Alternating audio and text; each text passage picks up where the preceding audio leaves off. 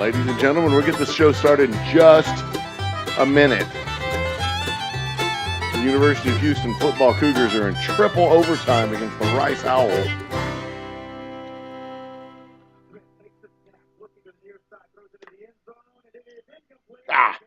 I'm sorry, it was double overtime. The game just ended. University of Houston lost in double overtime. After being down by 4 touchdowns.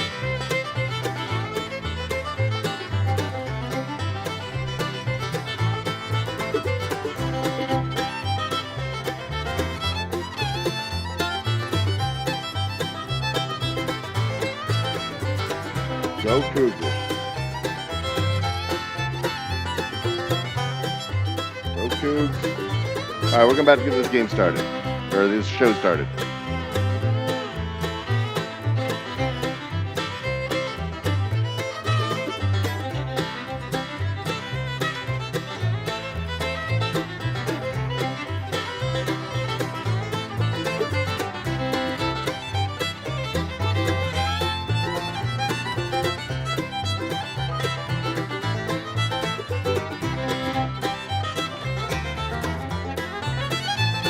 Radio is off.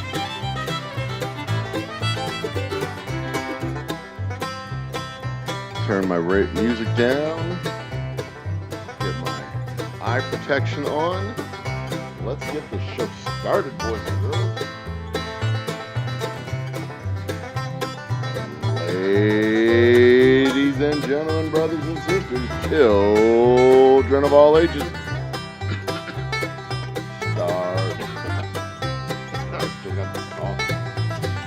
Get your cocktails ready because the countdown is about to get started.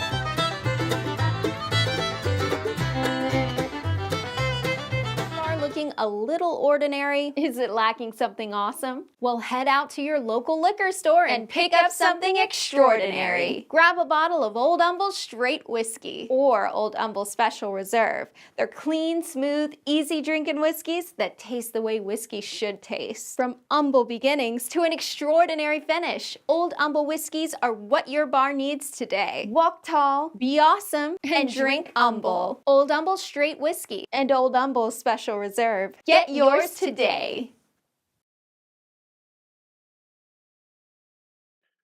Get yourself a bottle today, indeed, ladies and gentlemen, brothers and sisters, children of all ages. I am the Old Humble guy, and I am back from the near death. I'm exaggerating. I was just sick. I was just sick all week. I was worn down and tired and sick all week. Let's have our opening shot. This is the Old Humble Distilling Company's Boomtown Bourbon, the legendary Boomtown Bourbon. Let me tell you a little bit about our delicious Boomtown Bourbon. It is a true Texas original, made with Texas grains right here in Humble, Texas. Texas grains and captured rainwater from the distillery. We age it in 5-gallon barrels and bottle it at 90 proof. We age it anywhere between, excuse me, between 6 and 9 months.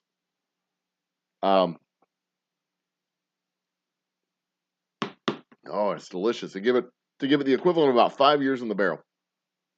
Oh, and it's delicious. God dang, I love this whiskey. This is good stuff. Happy, happy, happy man. So I was watching football earlier, as I mentioned in chat.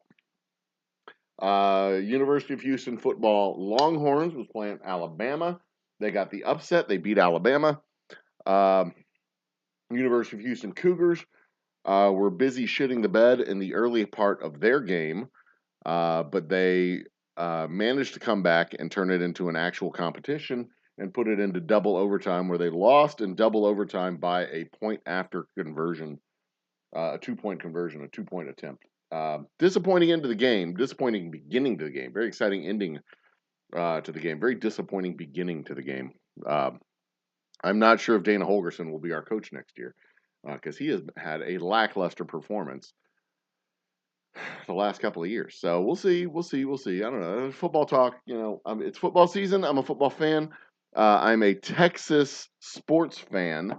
I'm a Texas sports fan. I'm a big fan of Texas sports in general, but I am especially a hometown fan. I like Houston sports especially. So yeah, I like to see Texas sports do good, but I especially like to see Houston sports do good. So bravo to the Rice Owls for playing a hell of a game. Bravo to the Houston Cougars for putting up a good show eventually. But I also want to remind people of a couple of housekeeping things going on at the distillery here. We are in the middle of our great world tour, going all over the state of Texas, pimping out our Boomtown Bourbon and Double Oak Rye.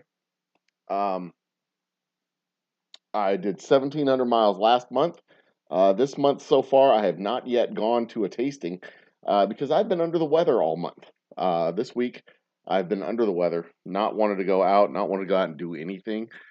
We did go to a Taste of the Town festival here in Humble yesterday. Was that yesterday? Today's Saturday. It was 2 days ago, Thursday night. Was it Friday night? Can't remember if it was Friday. It was Friday night. I can't remember which night it was. I think it was Friday night. We went to that on Friday night, and we were named Best Distillery at the fest. So I'm very proud of that. Cheers to us. Best Whiskey at the fest. Cheers to us. I was very proud, very excited about that. The best beverage went to Smoothie King, which was weird because I don't think a Smoothie King is making beverages. But in chat today, if you go into chat, we're in the middle of our Great American Whiskey giveaway. We will be giving away a sample pack of our whiskeys, a straight whiskey, special reserve, double oak rye, and Boomtown bourbon. A sample pack of all 4 of our whiskeys. And if I can get a hold of one, I'll be throwing in a cigar as well. We'll have a cigar, sample pack of our whiskeys. How are we going to give that away, whiskey guy? You might ask that question. Let me answer that question before you ask it, because I'm not going to make you ask that question. I will simply answer that question without you asking it. We will spin the wheel of doom and glory. What is the wheel of doom and glory, you might ask? If you are a reasonable person, you might just ask that question. But you don't have to ask that question because, again, I will answer that question. I'll address it before you have to ask it. The wheel of doom and glory is a wheel of names. Every name that shows up in chat at least once, that's where my chat window is. I assume yours is either down here or I don't know where your chat window is. Could be over here. Could be over here. I'm not sure where your chat window is. Doesn't matter. Doesn't matter where it is. You get your name into chat. If I see your name in chat, you go down into my book. My book is where the list of names are. The list of names goes onto the wheel. You can also buy a super chat. Every $1 you put into super chat, you get your name on the wheel. So people who've already been, this is the 4th week, I believe, of the Great Whiskey Giveaway. The Great American Whiskey Giveaway is 1, 2, 3. This is the 4th week. So we've got people who've been in chat 4 weeks running. This will be their 4th week running. In fact, there's 2 people that I know of for sure, 3 people that I know of for sure who are already in chat for their 4th week running. So their names are on the wheel 4 times already for being just simply showing up to the show, saying hi, dropping a word in chat. You're in the drawing. You're on the wheel of doom and glory. Then if you buy a super chat, you get on the name for every $1 you put into super chat, you get on the wheel again. So you can be on the wheel 4 times, and then boom, 10 more times.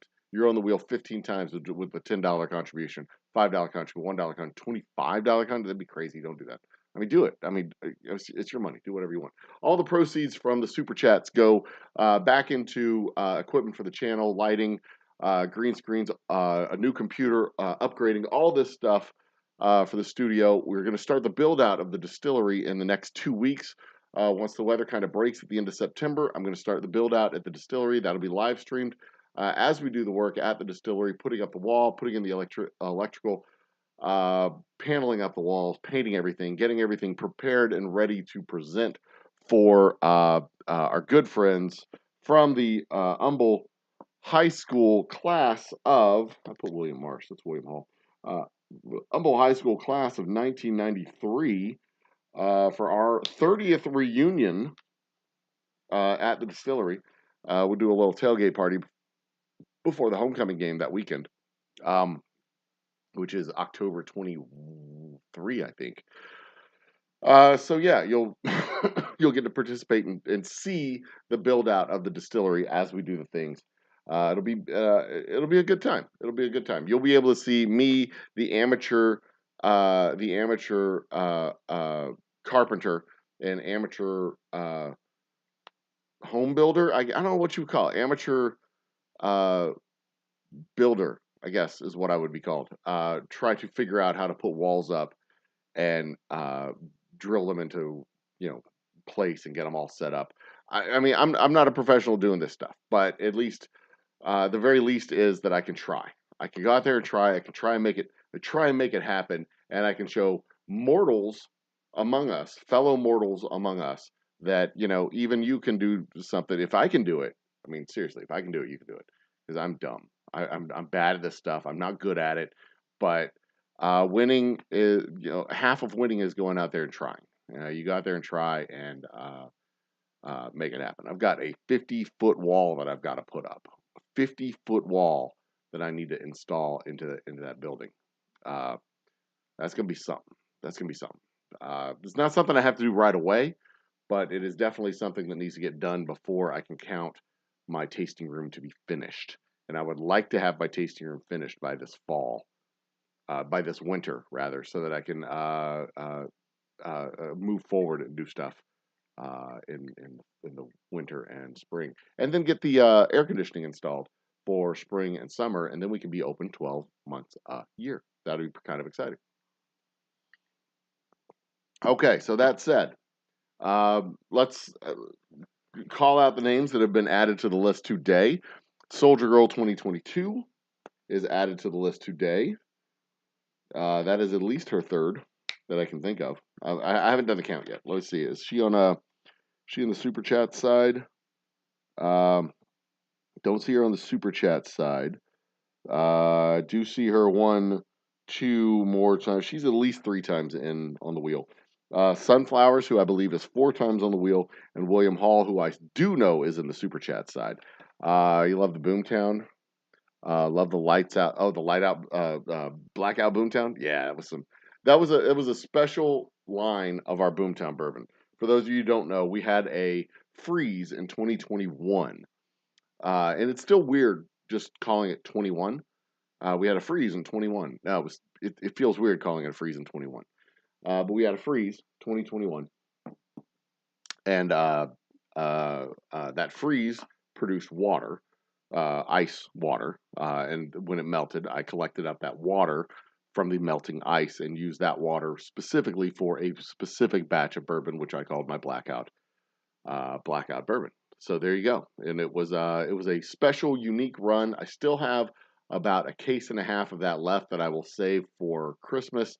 I'm going to have special gift boxes made for those at Christmas time. So there will be about 18 bottles of that left with a special box and a special gift package for people who want to get the special gift box wrapped blackout bourbon. In fact, I may have I'm working on a lining to the box, because right now I've got these boxes. I built these boxes. Let me show you what I've done with these boxes. I built these boxes. They've got a little magnetic clasp on them. So it clicks.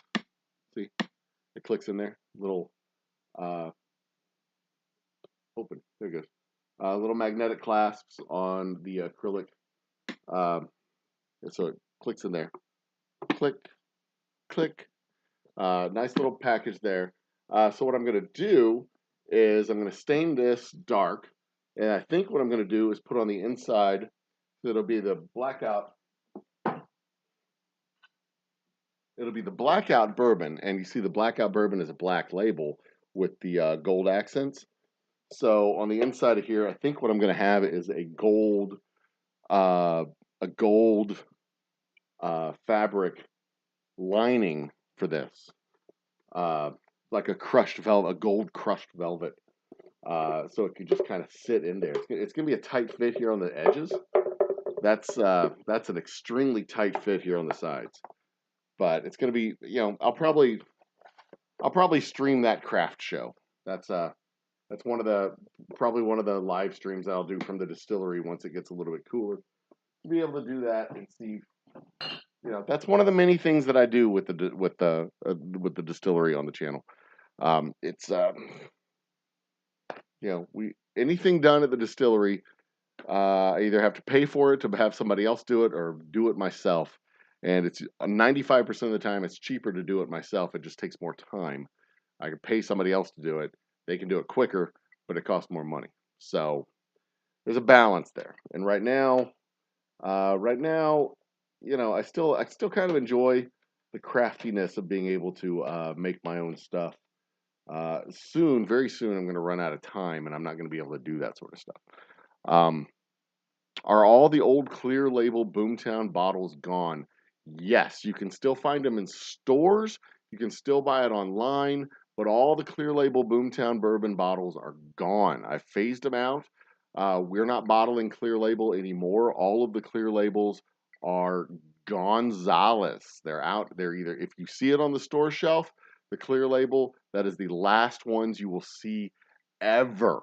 In fact, the last shipment that I sent was blue labels, true blue Boomtown bourbon labels. And if the Astros win the championship, I may do a Love You Blue bottle, a little Love You Blue label for the. Hell, if the Houston Cougars win the championship in the Big 12, I might do a blue label, Love You Blue Boomtown bourbon label. Oh, that'd be dope as hell. A little Love You Blue Boomtown bourbon. Write that idea down in my idea book here. Love You Blue Boomtown bourbon. Yeah, blue Boomtown. Maybe I'll do a Love You Blue Special Reserve or a Love You Blue. I don't know. I'll do a Love You Blue bottle, a Love You Blue series. Maybe I'll do all of them as a special Love You Blue. The Love You Blue lineup, just all 4 bottles Love You Blue. So the Love You Blue color is from the old Houston Oilers days. For those of you who don't know, the Houston Oilers were the first professional football team in the city of Houston. They left the city of Houston in the mid 1990s for Tennessee. I believe they play in Nashville now. They left Houston for Nashville. They played a couple of years in Memphis. They moved to Nashville. They had the light Columbia blue uniforms. They were beautiful uniforms. It was iconic, classic. They changed their name to the Tennessee Titans, and they can suck it, quite honestly. They changed their name to the Tennessee Titans, and this year they're going to do a throwback jersey, 2 throwback jersey games using the old Houston Oiler jerseys. And one of those games is going to be in Tennessee against Houston, and they can eat a bag of dicks, quite honestly. But more importantly, the University of Houston football Cougars had their opening game in the Big 12 at home last week against UT San Antonio, and they wore special edition University of Houston Love You Blue jerseys. And it was so much fun to see the University of Houston going out there in iconic Houston colors, the Columbia blue and red and white. Oh, it was so beautiful, and they won the game, which was even better. Couldn't pull a back-to-back win. Didn't win one on the road. Of course, today on the road it was across town. It was at the Rice. But Dana Holgerson. We're gonna have a little bit more football talk here. Dana Holgerson has some answers that he has to give to some questions that we've got to ask because he shit the bed. This was so bad. He stole the Baltimore Colts. Indianapolis stole Baltimore's Colts. Didn't Baltimore steal the Indianapolis? Didn't Indianapolis go to Baltimore? It was no, it was the Baltimore Colts that went back to Indiana. Where did because then the Baltimore became the Ravens. That's right. Baltimore expanded with the Ravens, and they kept the history, or was it the Browns? Which team was it? Cleveland that left. Which team? Cleveland, wasn't it Cleveland that left for Baltimore to become the Ravens, and then they started a new franchise in Cleveland? They kept the team history in Cleveland. They kept the Browns history. Wasn't that what it was? It was this whole sordid deal. I remember when the Colts left Baltimore and they like loaded the trucks up in the middle of the night and they left. Art Modell, wasn't that Art Modell? I can't remember. So many years ago. Um, they moved into Indy in the middle. That's right. It was when Baltimore Colts left Baltimore, they went to Indianapolis in the middle of the night. The famous midnight move, the Mayflower trucks, right? And then the Browns went to Baltimore and had to change their name from the Browns to the Ravens and leave their history behind in Cleveland. And the new franchise was started in Cleveland with the franchise history of Cleveland. So the new Browns franchise opened up in Cleveland with the history of the old Browns franchise, because when the Browns moved, they basically took an old franchise to uh, the old franchise from Cleveland, moved it to Baltimore as a expansion club, but it was the old franchise.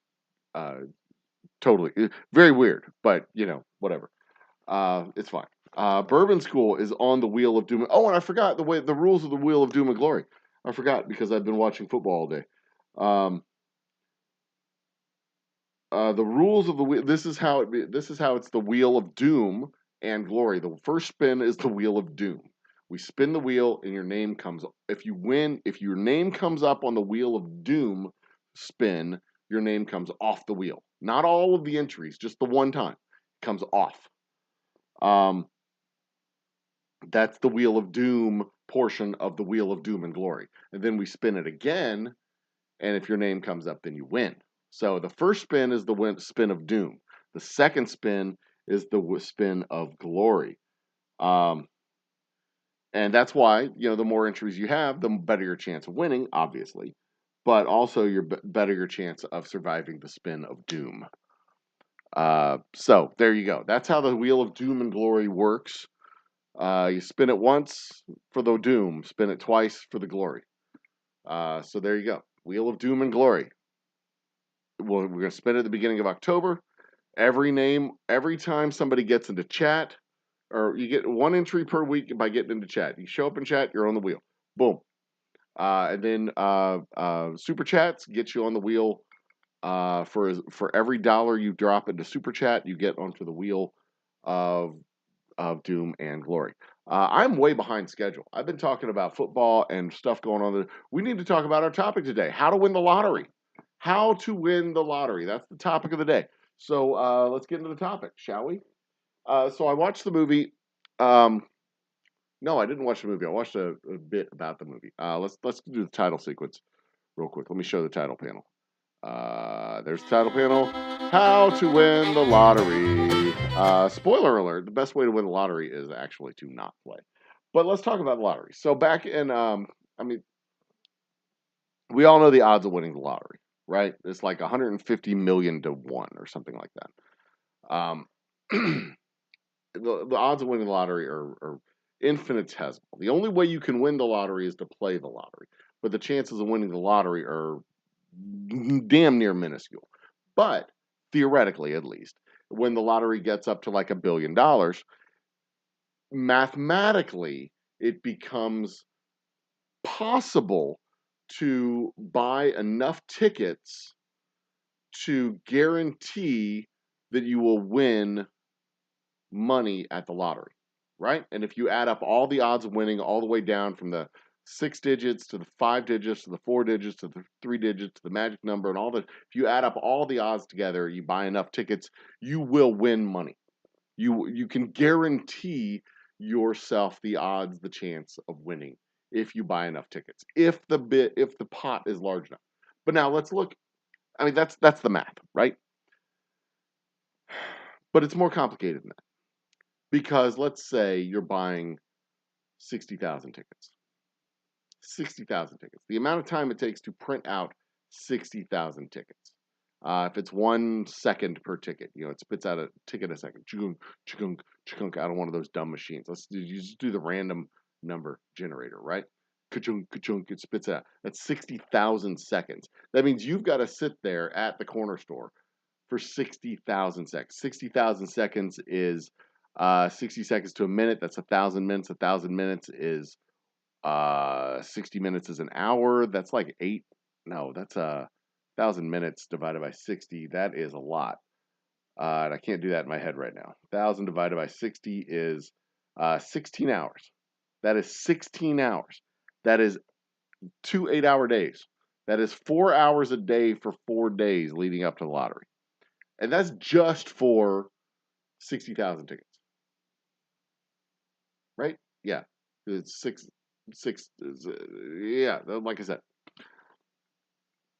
And we're talking about 1.5 million, 150 million tickets that you got to buy.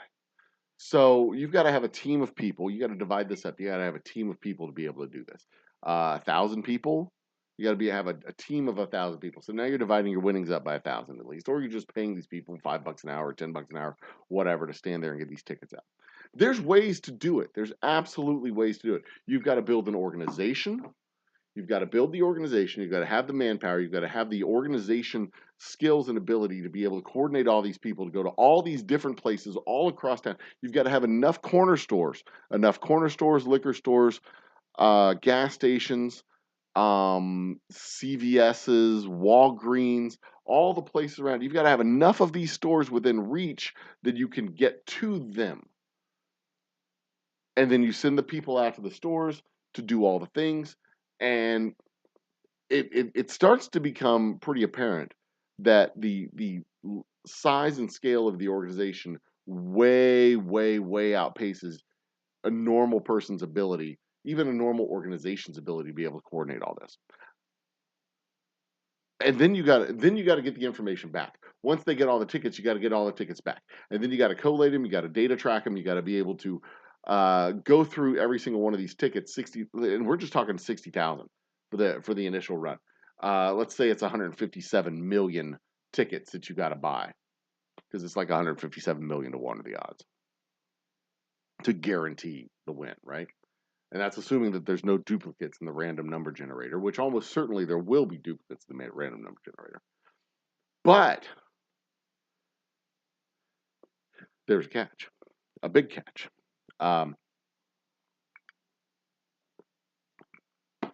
William Hall jumps in with the super chat, kicking in $10 for the new room.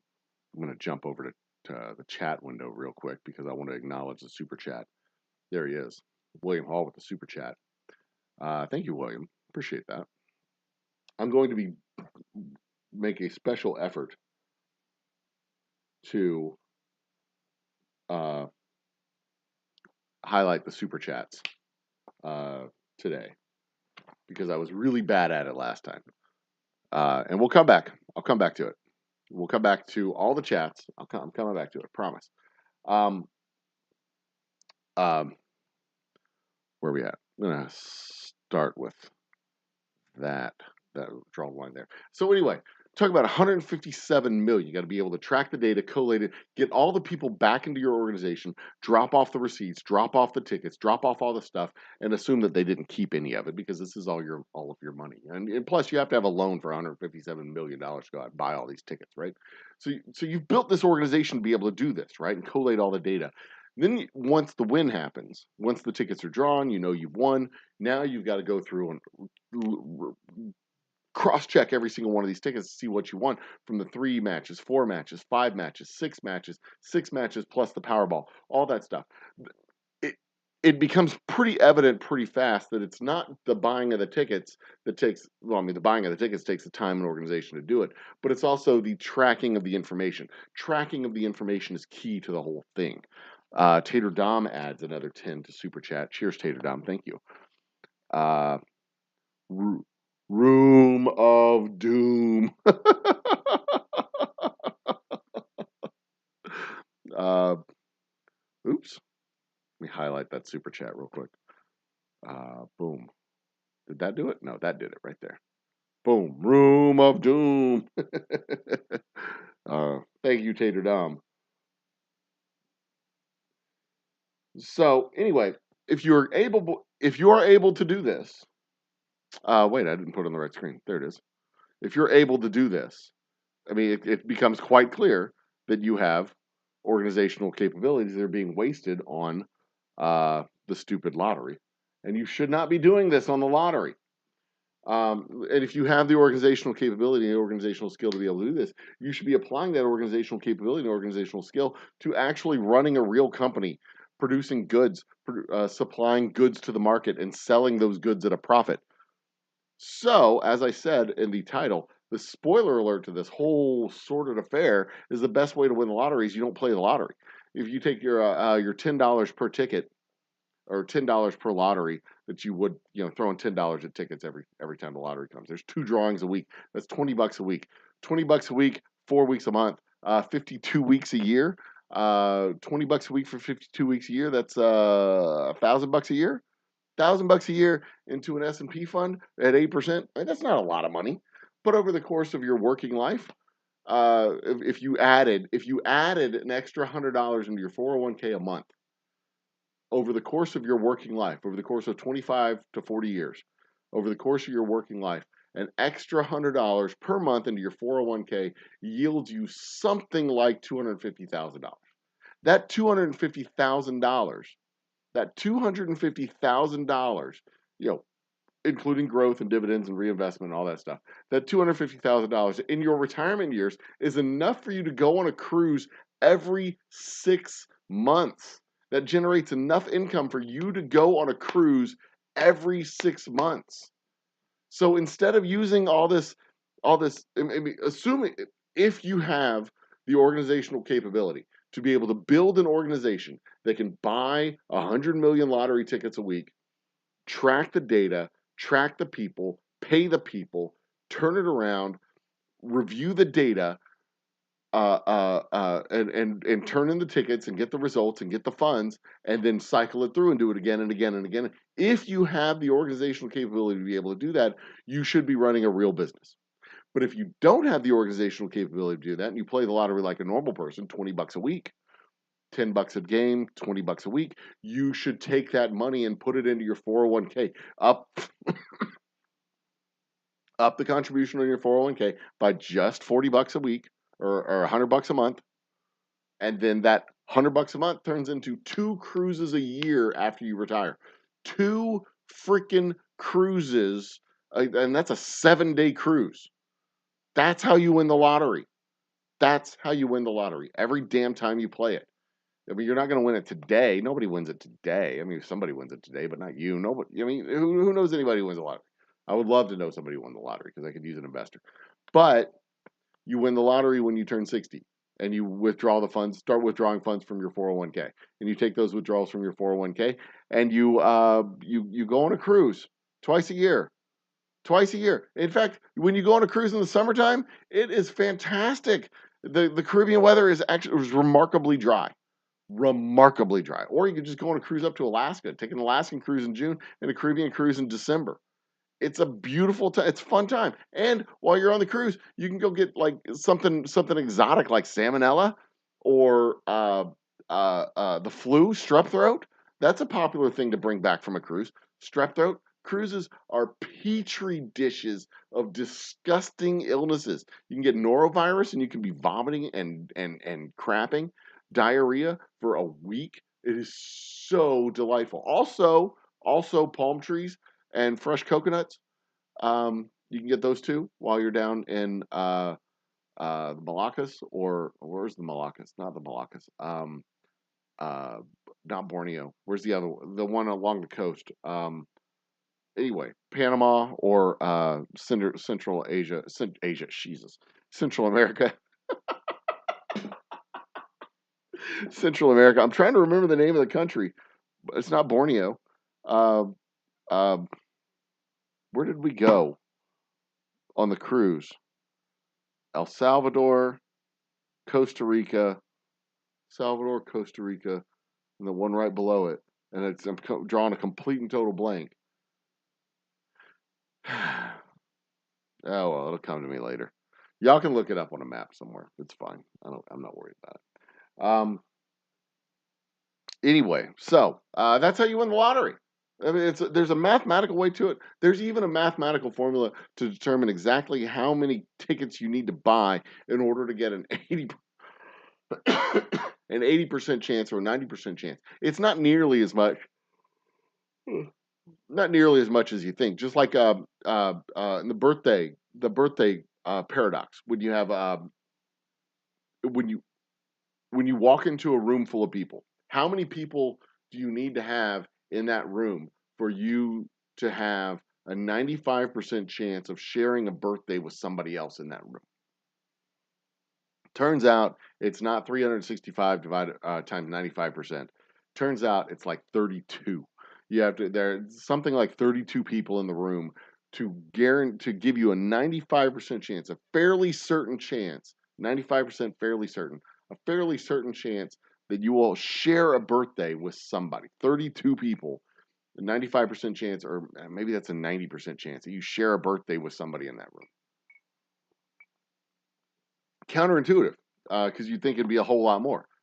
It's the same way with lottery. The lottery's a 1 in 157 million odds of winning the big jackpot. But if you there's a whole lot fewer tickets you can buy. Something like 50 million, 50 to 100 million tickets, somewhere in that neighborhood, that will guarantee you like an 85 or 95% chance of winning the big jackpot, which is a pretty damn good deal. But if you look at the risk, that 15% is worth 0, where the 85% is worth 100. It's not like you don't get 85% of the winnings. Anywho, that's it. That's all I want to talk about the lottery, because the lottery is a scam and a efficient way of removing money from poor people's pockets and people who don't know how to math. But let's get on with chat. I'm going to move it over back into chat. We're going to get back into chat. I'm done. Okay, I'm done. That's enough about lottery. Lottery sucks. Lottery's stupid. I'm done with lottery. I'm Tater Dom here. Who else is? Let me get. There's my chat. I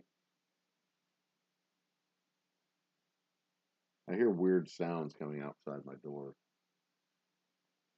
but I can't see anything out there. Anyway, shout out to. Oops, wrong page. Shout out to Soldier Girl and Sunflowers for being the first ones in on chat. I'm going to come over here and look at my analytics real quick. We've had 38 views on the stream tonight. Maybe Saturday nights are the nights that I need to start doing my show. But 38 views, 4 concurrent viewers right now, 38 views total. That's a lot. I'm pretty satisfied with that. Pretty damn satisfied with that. William, that's not a bad idea. Maybe I will get a super chat plaque for the distillery. Maybe maybe I'll do a super chat production screen. Special thanks to my super chats and members. We'll do a special production screen where I do a special thanks. Special thanks for folks who support the stream. I haven't decided what my membership program is going to be yet, though. So I haven't done the video announcing memberships because I haven't decided what my membership program is going to be. I need to do my membership program. We've recorded the first scenes of our Whiskey Run, the movie. Recorded the first scenes for that when I went down to Laredo. Golly, my accent is thick tonight. Good Lord. I'm hearing my accent thick tonight. Where's my towel? Is that it? Oh, sucks. I'm hot. It's hot in here. It's hot. It's getting hot in here. I'll take all my clothes off. I'm kidding. I'm not going to take all my clothes off. I do have cigars. I could throw one of these. Look at there. I've got cigars. I could throw some cigars in, or a cigar into our prize pack. In fact, I am going to do that. I'll either do a Divine Leaf or a Herfador cigar. I haven't decided which one yet. I guess I just have to decide what cigars I'm going to throw into the bunch. So there we go. All right, so where are we at? Up to chat. We'll start with Bourbon School is in the house. Cheers, Bourbon School. Did I put you down? Yeah, I've got you down. We got 1, 2, 3, 4, 5. 5 names have been added to the Wheel of Doom and Glory, plus William Hall and Tater Dom, both with 10 entries. Thank you guys again for your support. Seriously. I do appreciate it. And with the super chats that we've gotten, 10, 20, 30, 45, 6 for 7, 48 for 9, 51. We've gotten 51 total dollars in super chats since getting monetized. However much of that actually shows up in money, I don't know. But when we get the computer that I have my eye on is $600 plus a monitor. It's gonna be $1,000 for the total kit probably. The production equipment, a nice camera for about $400. 600. No, it's 600 for the nice camera that I'm looking at. It's not a super nice camera. It's not a $2,000 camera, but it's a nice camera that can sit there on a tripod in a nice place. A green screen for I don't know if I'm going to have a green screen for the back of the bar, but I want to start recording everything at the bar at the distillery instead of here in my office. I want to be able to record stuff at the bar, and I don't know if I'm going to need a green screen. I might have a nice display case behind the bar. I haven't decided yet, but I've got some design ideas for the bar at the distillery, as well as the rest of the tasting room. But we've got some stuff, and everything's moving in the right direction. I'm very excited for what the next 8 months holds for the distillery. The next 8 months are going to be, it's going to be a very exciting time. It's going to be a very exciting time at the distillery. We are expanding our outreach and reach to local liquor stores and bars. Something's in my eye. Local liquor stores and bars across the state of Texas. We're expanding our ability to reach to those guys. I've actually hired a sales guy who will be, that's basically his 100% job is to do that. He's starting out as my sales guy, and hopefully I'll be able to promote him to regional sales manager when we have regional sales. We are available online in 34 states. Which 34 states, Whiskey Guy? Well, that's a great question. I think it's, not that one. That's Space Whiskey. Not that one. That one? There it is. Those 34 states. We're available in these 34 states. Open up. Make it bigger. So if you're in one of these 34 states, cover up my face. If you're in one of these 34 states, you too can has Old Humble Distilling Company's delicious whiskey. And it'll be delivered right to your door. And if you use the code Make It To Old Humble Distilling.com/shop online. Use code Make It To. If you live in one of those states and you order 2 bottles of whiskey, it'll be delivered to your door without any shipping. Any one of these blue states, it'll be delivered to your door without any cost of shipping. If you order one of our packages, the smooth and sophisticated package, you get $5 off. The other one, the collection, it's the rough and ready. I can't remember what the 2 are called, but one's Boomtown Bourbon and Double Oak Rye. You get $5 off. The other one's a straight whiskey and Double Oak Rye. You get $5 off that, or Special Reserve and Boomtown Bourbon. You get $5 off that. Those are the 2 packages that we have. It's a great deal. They're great packages, great deal, and you get free shipping if you order 2 bottles. So there you go. Everything works out great. Everything works out great. Everything is awesome. And I guess I can show that. And we haven't given up on the idea of space whiskey. We are prepared to launch our space whiskey next summer. Fingers crossed. And this is the banner. I'm thinking about putting it on a Patreon or on the banner for our page. Why some say space whiskey?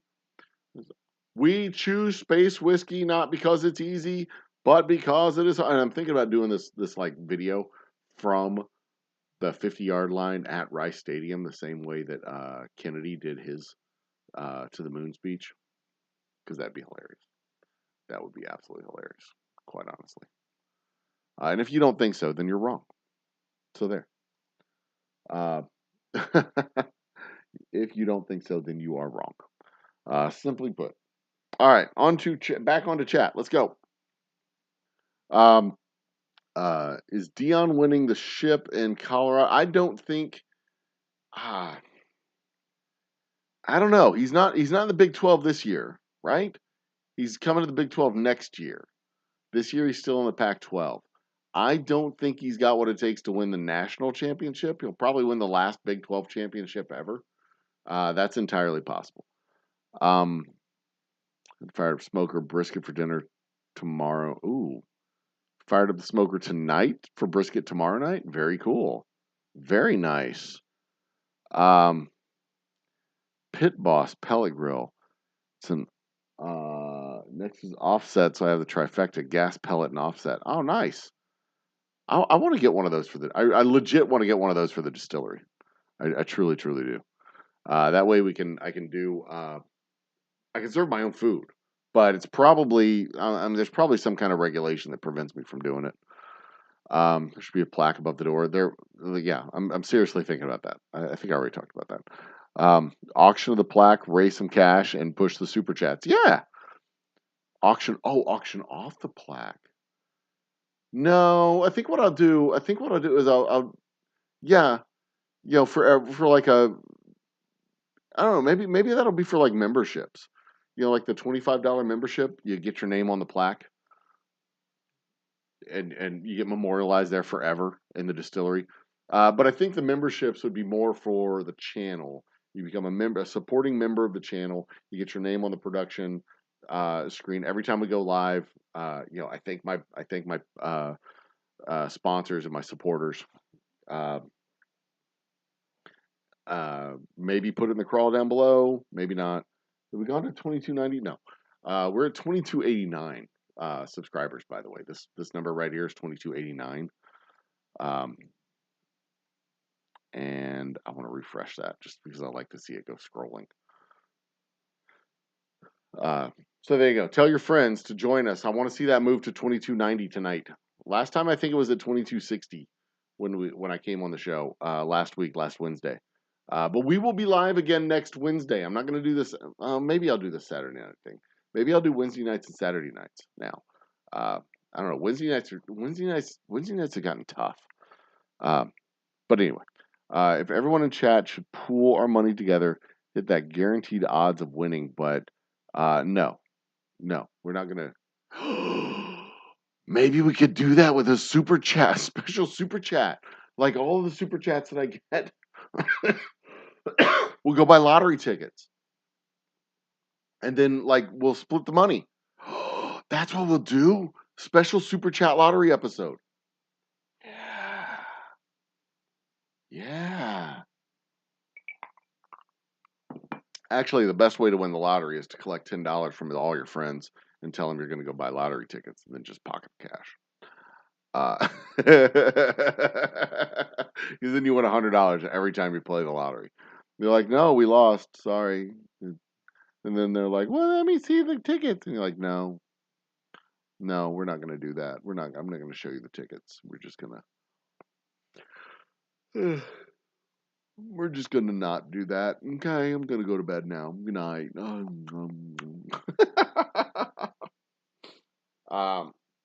But that's probably the best way, the most reliable way to win money on the lottery is to collect money from other people and say you're gonna go buy tickets, and then write down a bunch of numbers and say, "Here are the numbers." And then when the numbers get drawn, you're like, "Nope, we lost. Sorry." Or you won $10, and then you say, "I'm going to put this $10 back in the tickets for next week," and then they're all gone, and then you're done. Or just give everybody $1 and say, "Yeah, you made your money back," or made $1 of your money back.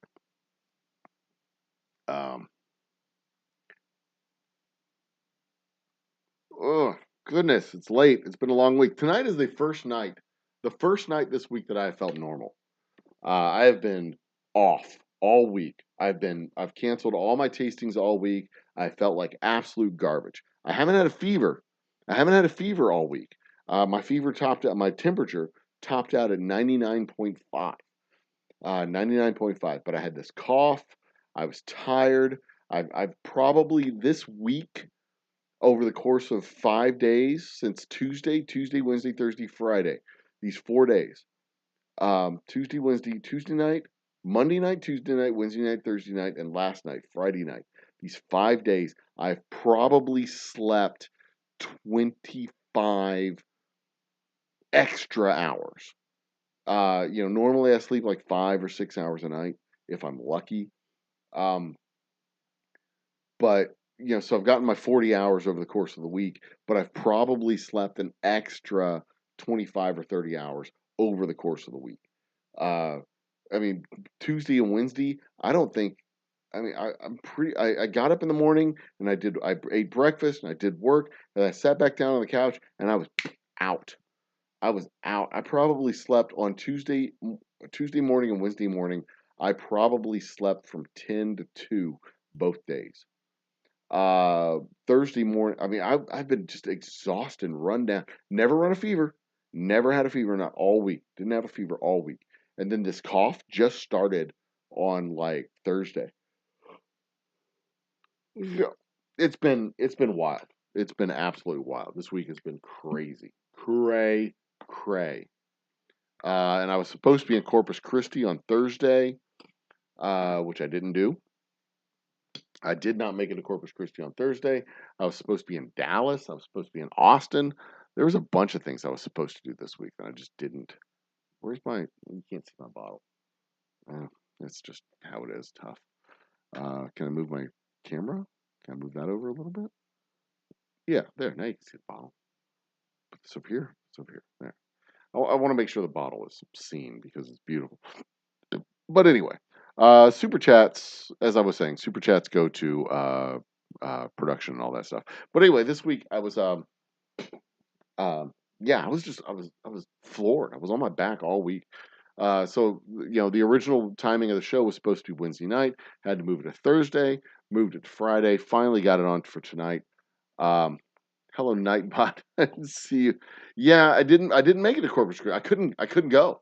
I wanted to. I just could not get off the mat and go to Corpus Christi this week. But I will put them back, Scott, or something. You are on the wheel of doom and glory. I didn't want to let the week go by without doing the show because I wanted y'all to get a chance to get on the wheel of doom and glory. I want to give y'all a chance to get your names in so that you could have a chance of winning the sample pack and the cigars. I wanted to give y'all a shot, an extra shot. I didn't want to take that away from y'all to be able to get onto the wheel, or anybody new to be able to come and get onto the wheel. But yeah, this whole week, man, it has been. I didn't test to see if I had COVID. Every rational bone in my body says you probably had it, but I never broke a fever above 100, so it didn't fit the profile, so I didn't bother with the testing. So I'm chalking it up to just being a bad cold. Just being a bad cold. If I had an office job, I probably would have gone into the office Thursday morning, but as my office on Thursday was 3.5 hours away in Corpus Christi, I opted to not make the drive to Corpus Christi because if I was that tired and falling asleep, like I did on Thursday, yeah, it would have been a tough drive down there. But the Total Wine is going to be back on my schedule in October. The intention is to make my way down to Total Wine in October in Corpus Christi, as well as all of the Total Wines that I missed this month or this week. But welcome back into the show, Scott, or something. And you have just been added to the Wheel of Doom and Glory, just so you know. That is your, I think, third entry. Where are you at? Second entry? Where are you? I know you're in here. because I recognize the name. There you are. This is your second entry. You were in last week. So welcome back. Good to have you. And we're at 54 views for the show tonight, just so you know. We're at 54 views with an average view of 3.75 divided by 60 is 3.5 hours. Not bad. Not bad. We're clocking the hours. We're doing good. 54. I am hoping. I am going to do a show. I am going to do a show in the next 3 weeks that tops 100 views on while I'm live. Tops 100 views while I'm live. I don't know how I'm going to do it. I'm going to figure it out. But once we start pulling the funds, off of the monetization world, then I will then I'll be able to do some advertising and get as many viewers on my show as I want. But the short-term goal is to get that viewership number, the live views above 100. I've never done a show where I've gotten live views above 100. No, I take that back. I've done it one time, and that was a whiskey giveaway show. But I don't want to cheese it that way. I don't want to be all like, yeah, I'll give away a bottle of whiskey, and then everybody come. I think it was my 500 views whiskey giveaway show. No, 500 subscriber whiskey giveaway show way back in like November or June of last year? It might have been June of last year. But yeah, I wanna try that. It's gonna be. I've got some sneaky little things that I'm gonna try. We're gonna see what we can do. But there we go. I'm all over the damn map tonight. I'm all over the damn map. The football season has me discombobulated. My baseball Astros are in first place. Are they still in first place? Did they win today against the Padres? Football season has started. I am. I don't know. ASTROS. I don't know what I'm going to do yet for next week's. Yeah, the Astros beat the Padres tonight. They are 1.5 games. Yeah, they're 1.5 games ahead of the Mariners, 3 games ahead of the Rangers. The Astros are going to win the World Series this year. The football season has started. The University of Houston football Cougars are 1-1. They beat UTSA last week. They had a really shitty start to today's game, but a really exciting finish to today's game. They went down 28-0 in the first half, and then scored 35 unanswered points. Going into the first overtime, and then Rice came back and scored a touchdown in their half of the first overtime, and then we went to second overtime, and Rice scored the touchdown with the assistance of a very stupid face mask penalty. And then they got the point after attempt, and then the University of Houston football Cougars failed to score the point after conversion, the 2-point conversion, so they lost the game by 2 points. Dana Holgerson needs to be fired. There's absolutely no excuse to lose to Rice with Big 12 talent and Big 12 money. And granted, we haven't gotten a full dispersal of that money, but that dude has been given so many fucking resources. So many resources, so much opportunity, so many recruits, and he is just shitting the bed. And it is really frustrating to watch him do what he's done over the last 3 years. It's really frustrating. But he will probably make it through the end of the season. Mr. Jiggs is in the house. Cheers, Mr. Jiggs. You've just put your name on the wheel of doom and glory. Good to see you. Good to have you here. Thank you for joining us. Oh my. We have 56 views for an average of 28.5 minutes per view. Holy shit. Times 28.5. That is 1,596 watch minutes divided by 60. That is 26.5 watch hours. Holy crap. What is happening? What is happening? How did we get that? Oh, wow. 56 views at 29 minutes average. 56 times 29 divided by 60. That is 27 hours. Holy damn. Damn, sister. Oh shit, that's exciting. I'm watching my analytics are on this screen over here. Here's that screen right there. That's my analytics screen. This is my production screen. Where am I? There we go. Put it back. So yeah, this is that's my setup. Welcome to behind the scenes. Cribs, Old Humble Cribs. Um,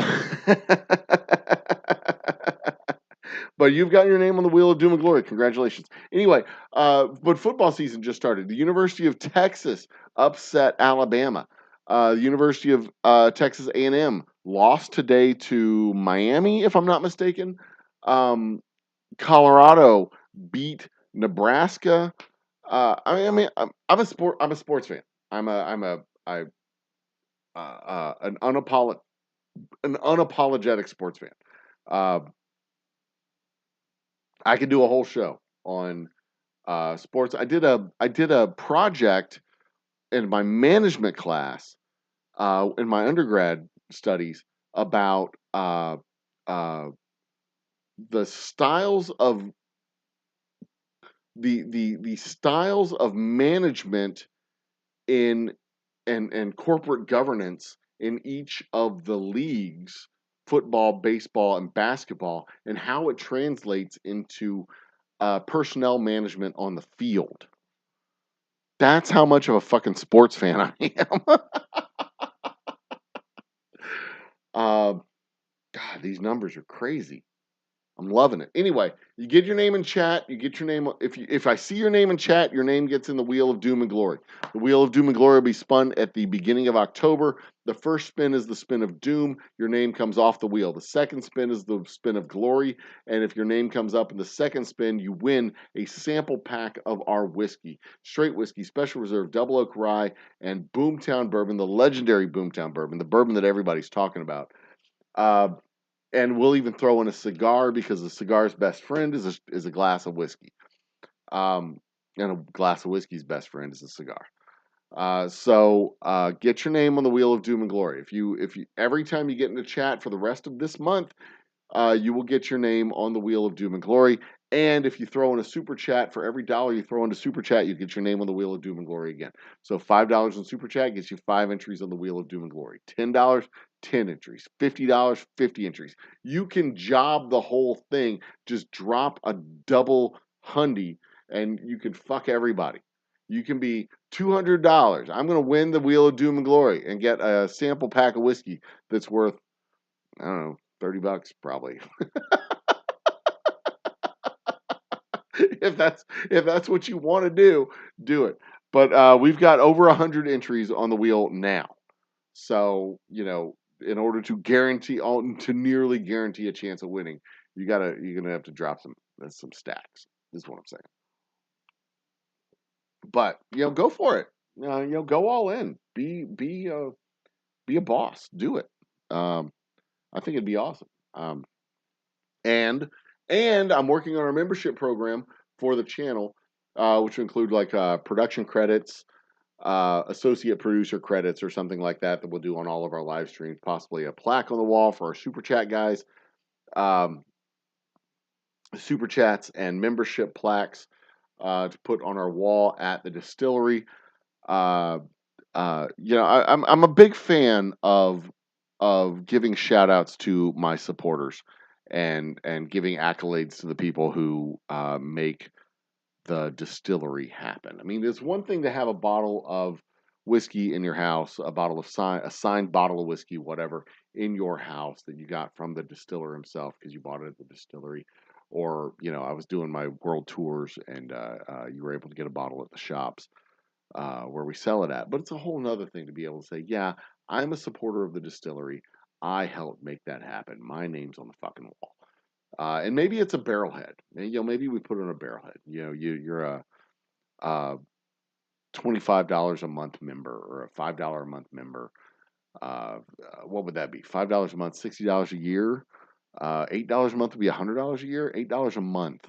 I'm a member for $8 a month, and I got my name on a barrelhead at the distillery. It's right there. Old Humble Distilling Company appreciates the support of uh, at Fat Bottom Girls, or whatever your screen name's gonna be. No Hitler shit. We can't do that. Nope. None of that shit. No overtly racist nothing on my walls at the distillery. You can keep your fucking money. I don't care. But yeah, I mean, we'll do something like that. I haven't figured all of that stuff out because I'm busy making whiskey. Thing that I always have to remind myself when I'm working on stuff for the channel and working on stuff for the distillery is I'm a distiller first. I own a business and I have a YouTube channel. I don't have a YouTube I don't have a YouTube channel. And oh, by the way, I also make whiskey. I make whiskey. That's my job.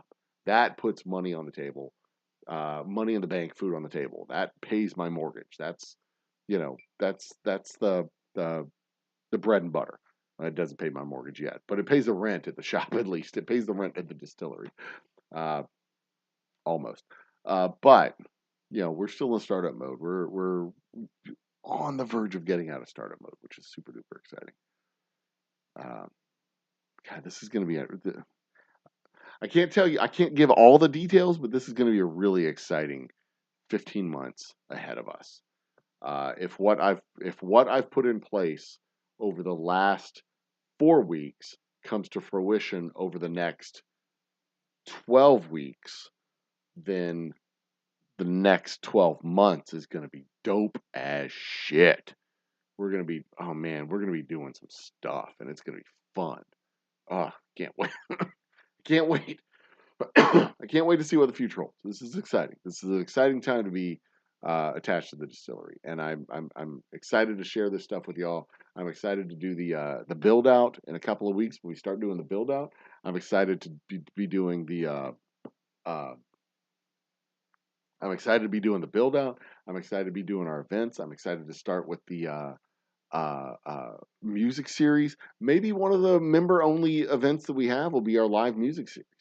I was doing the Friday nights live at the distillery. Maybe I'll be doing the Friday nights live broadcast on a private membership only. You got to you got to do a $5. You got to be a $5 member in order to get 4 live shows a month. I mean, that's a fucking deal, dude. You have $1 a show, $1.25 a show. You get 4 shows a month. That's a deal. That's a hell of a deal. Exclusive previews for our releases when we do our special space whiskey, when we do the Whiskey Run movie, when we do those releases. Maybe all that stuff will be really special to the members. Nah, maybe not, because we're going to be real low budget with the Whiskey Run. Real low budget. I mean, I'm telling you, real low budget, like cut to the quick low budget. But we'll see. We'll see how all that goes. I mean, I'm open for ideas. If y'all want, I mean, maybe I'll throw out a post like, what should I do for membership perks? Like, give me ideas. I have no idea. I really don't. I have no idea how to set this up. I don't even. I don't know. I don't know. I don't know. Members only giveaways where we do merch. Members only shows where we give away merch. That's a possibility. Members only shows where we give away full bottles of whiskey. That's a possibility. But we gotta have we can't have 3 members and give away a bottle of whiskey. We gotta have 100 members or something like that. You gotta be it's gotta be something that's rare and special, like the once a year members only show where you get a gift pack of full size bottles of whiskey. That's a possibility. Like once a year, members only, full size bottles of whiskey. I'm gonna write that one down. Members only. Members only. Music. Full bottle giveaways. Yeah, like a live variety show with Jeff with a G and Ryan Adam Wells and maybe Scabs the Clown. Do a full members only special. Maybe something like that. We'll see. We'll see. We'll get it all worked out. We will work it all out because impossible is un-American, kids. Impossible is un-American. If you had any question about that, we're Americans, not Americans. We're also trash cans, not trash cans. It's a can, not a con. Wait, what? No, that doesn't work. Never mind. Forget that I said that part. Okay. Anyway, where were we? Do I have any more topics to talk about? It's 11:12. It's 11:12. It's probably time to start wrapping this up because noon or midnight noon, dark noon is the time we should wrap this up.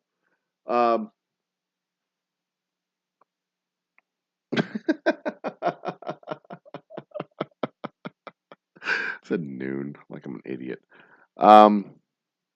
Who else is in the house? So there's Mr. Jiggs. I saw Mr. Jiggs. I got Mr. Jiggs written down. William Hall was there.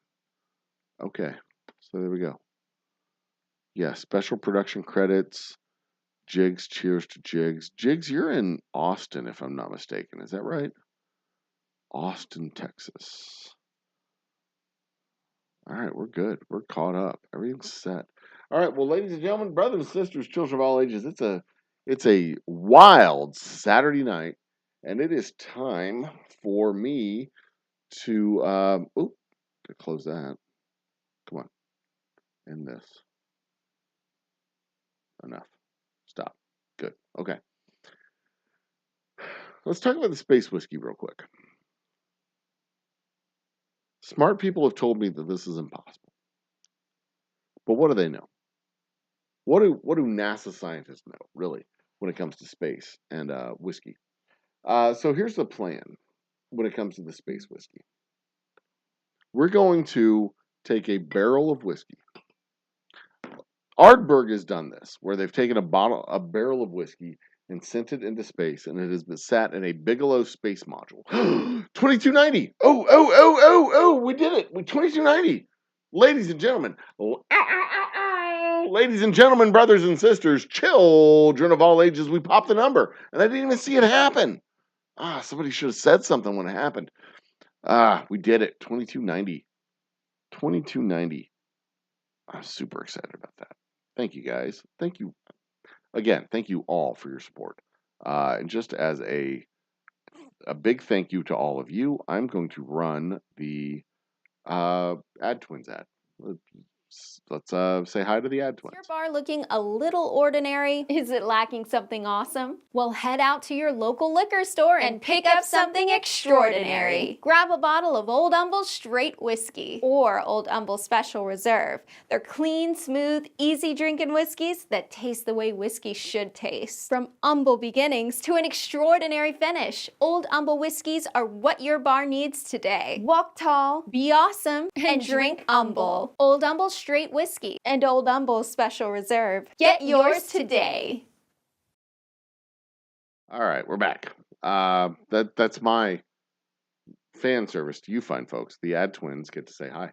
I have contacted them about refreshing the ad. I haven't pulled the trigger yet.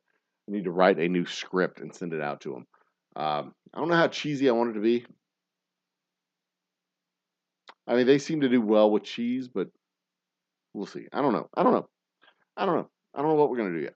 I do want to do a new sponsor ad because we got four brands instead of two. Really want to push the Boomtown. Really want to push the Rye over the Straight Whiskey and Special Reserve. Anyway, what was I talking about? The Space Whiskey. The Space Whiskey. Space Whiskey. As Lisa would say, nope, not that. As Lisa would say, no. Where's the Space Whiskey? Is that it? Nope, that's the map still. We're available online, 34 states across the country. Not Alabama. No, in Alabama, not Mississippi, not Georgia. Um, where's the map? Is that it? No. Is that it? No. Is it only on? Do I only have it here? I gotta find it. It's here somewhere. There it is. Space whiskey. We choose space whiskey not because it's easy, but because it is hard. Um, easily one of the most inspiring speeches I've ever seen by a public speaker ever in my life.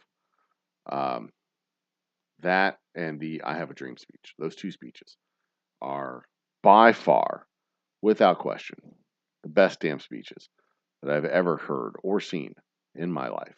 But space whiskey, right here. Smart people have told me absolutely no. You cannot do this.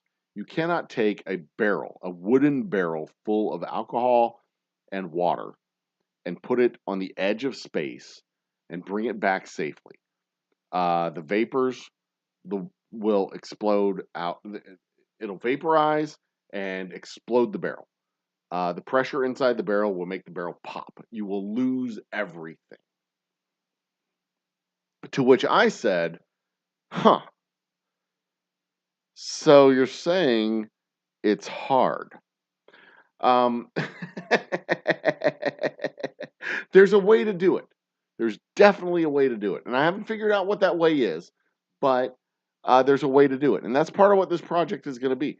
I want to take a barrel of whiskey, I want to attach it to a weather balloon, and I want to bring it up 100,000 kilometers to the edge of the space barrier, the edge of the atmospheric barrier with Earth, the altitude at which scientists accept is the beginning of space and the end of Earth, where the atmosphere is so thin that we are no longer in the Earth's biosphere, if you will. At that point, the balloons will pop, the parachutes will deploy, the barrel comes back down to Earth, the beacon goes off, I go collect it, we have space whiskey. So Ardbeg has done something like this before. Ardbeg has gone and taken a barrel and put it in a Bigelow pod and put it in space and left it in orbit for several years, I guess it was, brought it back to Earth, tasted it, tested it, whatever, and it was not good. It was not as good as the Ardbeg that they make here on Earth. And the reason for that was it was zero gravity, standard pressure, standard temperature. Stable temperature, stable pressure. So this stuff was aging at a room temperature without any gravity and a steady air pressure, steady barometric pressure at that. And that does not make for good whiskey.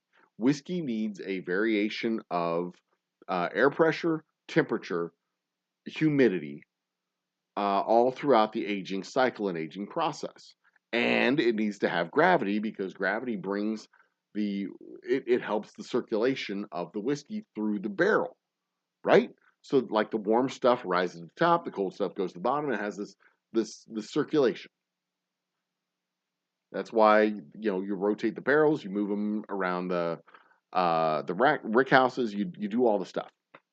But in space, it's just sitting there, and the alcohol is just sitting there in a wad, and the water's there in the wad, and everything's just there, and it's this big old bubble inside of a wooden cask, and it's not doing anything. It's not interacting with the barrel. It's not doing anything. The barrel might be spinning, but that's not doing anything to the liquid's just sitting there. So a nice gooey chunk in the middle of the barrel. It's not doing anything. So I said, well, what if we actually put it into the extreme conditions of space? I mean, yeah, the lack of pressure, the cold temperature, the hot temperature, the variations, that's going to send the water into its triple point. The water is going to freeze and evaporate and liquefy all at the same time. Sure, that's going to happen, but the alcohol will not evaporate. The alcohol will not vaporize, or it'll vaporize, but it won't freeze. What happens then? I don't know. I don't know. Does it go into the barrel? Does it escape into space? I don't know. I have no idea. But I've got a 3-phase project that I can test all of that stuff. Will it make the barrel explode? I don't think it'll make the barrel explode. I think what'll happen is the water will freeze, the whiskey will the alcohol will evaporate, it'll gasify, but the water will freeze and capture that gas, and what gas gets out of the water will get into the wood, and it'll stay in the wood, and it'll capture those tannins in the wood, and then when the balloons pop and it goes back down, the water will thaw, go out, collect that gas up out of the wood, bring it back out of the wood, get it out, and we'll have a very unique, very special aged whiskey that will have been aged at the edge of space. The only kind of whiskey like this ever made in the history of mankind. We're actually going to collect whiskey from space, and we're going to make some fucking space whiskey. I don't think I can call it bourbon because bourbon has to be aged in the United States. It has to be made in the United States. It's whiskey from the United States, and this will technically be from space, so it won't be bourbon.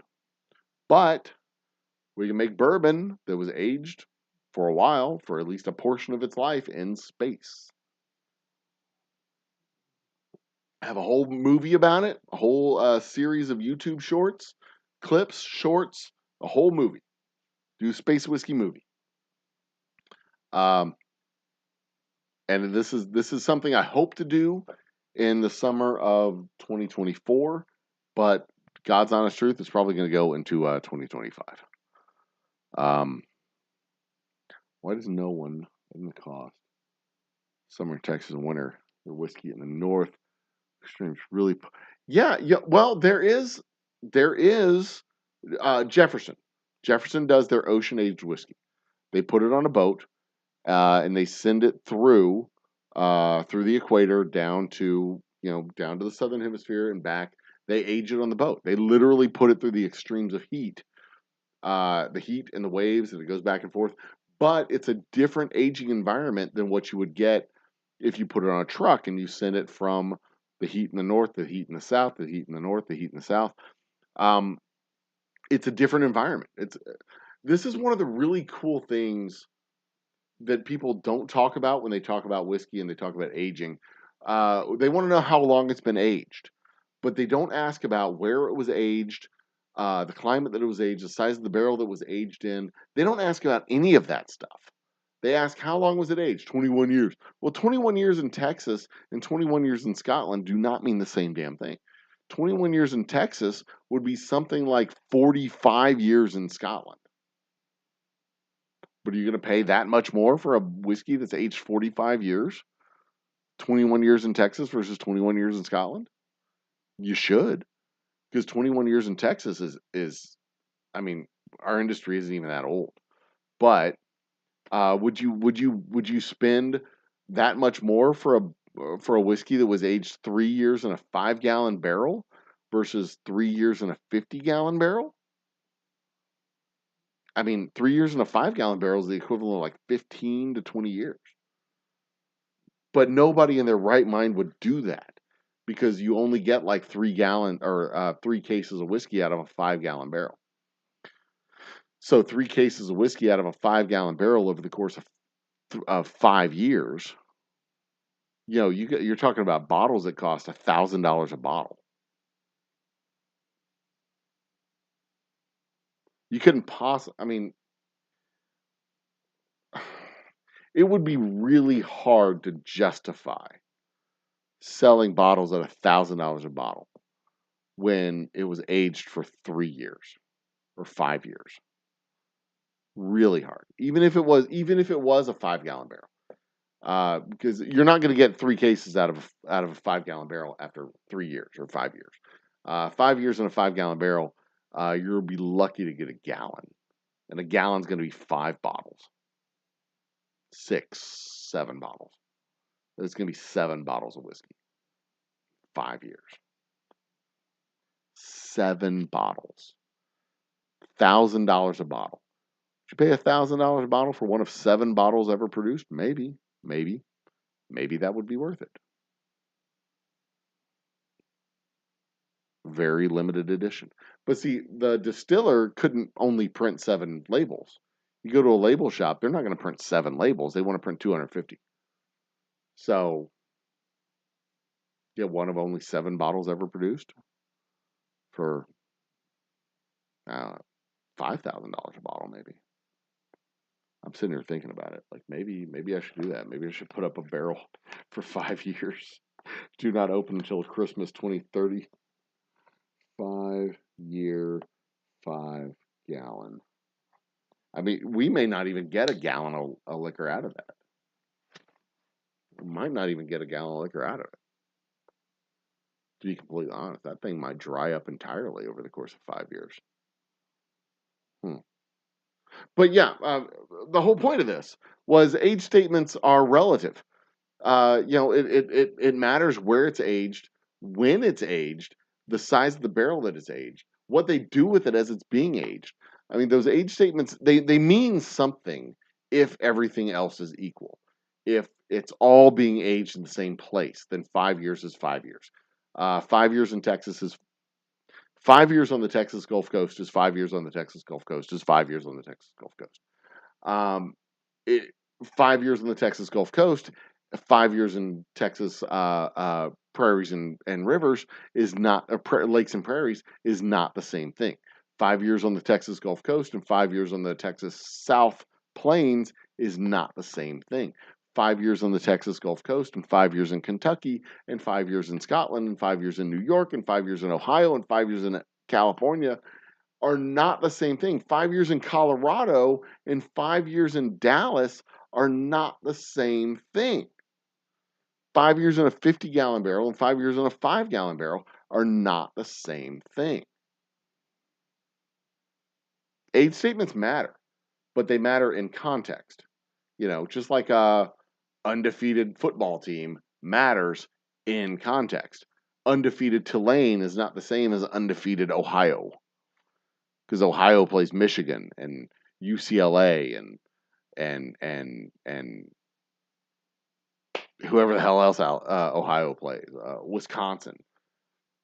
Tulane plays East Carolina and Florida School of the Blind and whoever the fuck else Tulane plays. They don't play anybody of consequence, is what I mean.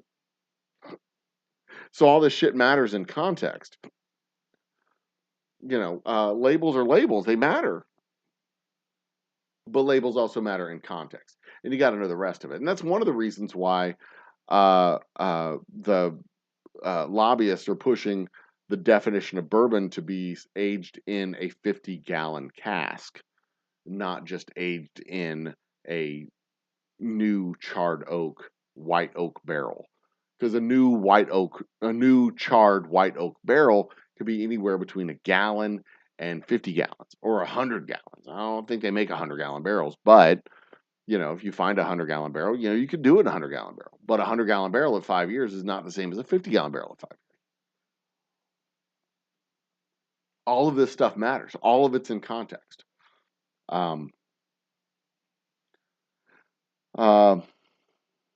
Really push the temperature swing. And in fact, they actually do that at like Garrison Brothers. They'll put the barrels in containers and put the containers out in a field open to the sun, so they're like almost in an oven, just baking in the field all day long, all week long, all month long for their entire 2, 3, 4 year existence. And they really push it. They really do. And there are some places in Texas, there's some distilleries in Texas that are very, very, very proud of their aggressive aging process. They're aggressively aging their whiskeys. And some places, some people like that stuff. Some people like that stuff a lot. They like the small batch, aggressively aged. I'm not a big fan of it. I'm a big fan of balance. I want the flavor to be balanced with the aging. If you're going to aggressively age it, you need to heavyweight it with the rye. The rye is going to heavyweight the flavor. The rye is going to bring a lot to the party, and that'll allow you to heavyweight the whiskey. But if these guys are using heavyweighted corn mash bills and then aggressively aging it, it tastes like wood. It tastes like charred wood and burned wood, and it doesn't do If you like IPAs, then you like that kind of thing. But even people that like IPAs and they like the heavy rye whiskeys. I mean, shit, drink rye whiskey for crying out loud. But even people who like the heavy ryes that are lightly aged and they taste a lot like ryes, like IPAs, they like the heavily aged rye whiskeys better because they're balanced and they have a nice mellower, smoother flavor, and they're just easier to drink. They're more pleasant. Um, you just move it back and forth. Yeah, back and forth through the heat. I'm with and I mean, don't get me wrong. There's a flavor profile for everybody, but almost everybody that I've encountered that really like ryes that are heavily oaked. They like rye. They haven't experienced them very often. They haven't encountered them very often because they usually drink the ryes that are 2.5 years, 3 years old, relatively lightly oaked, and they're fine with that. That's what they like. They like IPAs. IPAs have that bite. But on the other hand, when you give them that opportunity to try something that's more balanced, then they're like, oh wow. It's like the scales come off their eyes, and it's just, oh wow, this is even better. Like, yeah, there's a better way to do it. Almost, almost. I mean, I'm self-selecting because my whiskeys are balanced. I make my whiskey in a balanced way. That's the intention behind my whiskey is to have a balanced, smooth drink, a smoother, more balanced experience. Um, so people that like whiskeys that are more balanced. They're smoother, more balanced. It's a more balanced experience. So, granted, I'm coming at it from a specific point of view, but I really do think that more balanced is a more superior. Just and almost anything you do, whether it's uh, uh, exercise or academics or sexual preferences and kinks or entertainment in general, watching movies, watching TV shows. The if all you do is watch football, then you kind of get bored with football after a while. If all you do is eat steaks, I know this is sacrilege. If all you do is eat steaks, I mean, eventually you get tired of steak, right? You want balance in your life. You need some, every once in a while, you want to have a salad, right? You need some kind of fucking balance. You need a little bit of yin to your yang. Is it yin or yang? Yin. Yin to your yang? Yin to your yang? You need balance in your life. Otherwise you feel you know, unstable or whatever. Um so yeah. Six you're watching. Oh. Oh, don't forget to hit the like button, by the way. We're at 68 views right now. 4 fucking likes. 68 views and 4 likes. What are you people doing? Don't forget to hit the like button. Jesus Christ. What is going on? Slackers. Um, Jigs, Hall. Boomtown is young, but it's bound. Yeah, and that's one of the things. We do it in the 5 gallon barrel. We do it in the 6 to 9 months. It's got a youngish flavor to it, but it's a balanced flavor. We lightweight the rye and heavyweight the corn so that we can get away with a little bit less time in the barrel. If we were doing more time in the barrel, we would need more time or more rye in the mash bill. We're able to get away with that because of the mash bill that we're doing. We're balancing out the grain bill versus the time that I can afford to put in the barrel. If I can afford to put longer time in the barrel, I mean, I can tell you this much. We've done the Boomtown for 18 months. It doesn't taste better. It doesn't taste better. You've just got to trust me on this. When like I've gone through various iterations of our Boomtown. I've done 18 months, I've done 12 months, I've done 6 months, I've done 9 months. I haven't gone as far as 2 years, but I can tell you between 12 months and 18 months, it does not get better. It does not. It has this light, smooth, easy drinking flavor to it. And if I told you it was aged for 4 years, you would believe me. If I told you it was 4 years in a 50-gallon barrel, you'd believe me because it has that flavor to it. But I tell you, it's 6 to 9 months in a 5-gallon barrel, so it's young. It is. It's youngish. But if I told if we did it in the 50-gallon barrel and we did it the full time of the 5 years, you would full on 100% believe get the exact same flavor out of what we're putting into that barrel, putting into that bottle today, because that's the goal of. I mean, that's where there might be a little bit of complexities that are added between the years of the whiskey, the hot years and the cold years, or the hot years and the hotter years that we get in the winter and the summer and the resting and all that stuff. That we might get a little bit of complexity that we're missing out on now because we're using 5-gallon barrels, but the flavor profile is pretty damn similar. Pretty damn similar. And it would be really tough.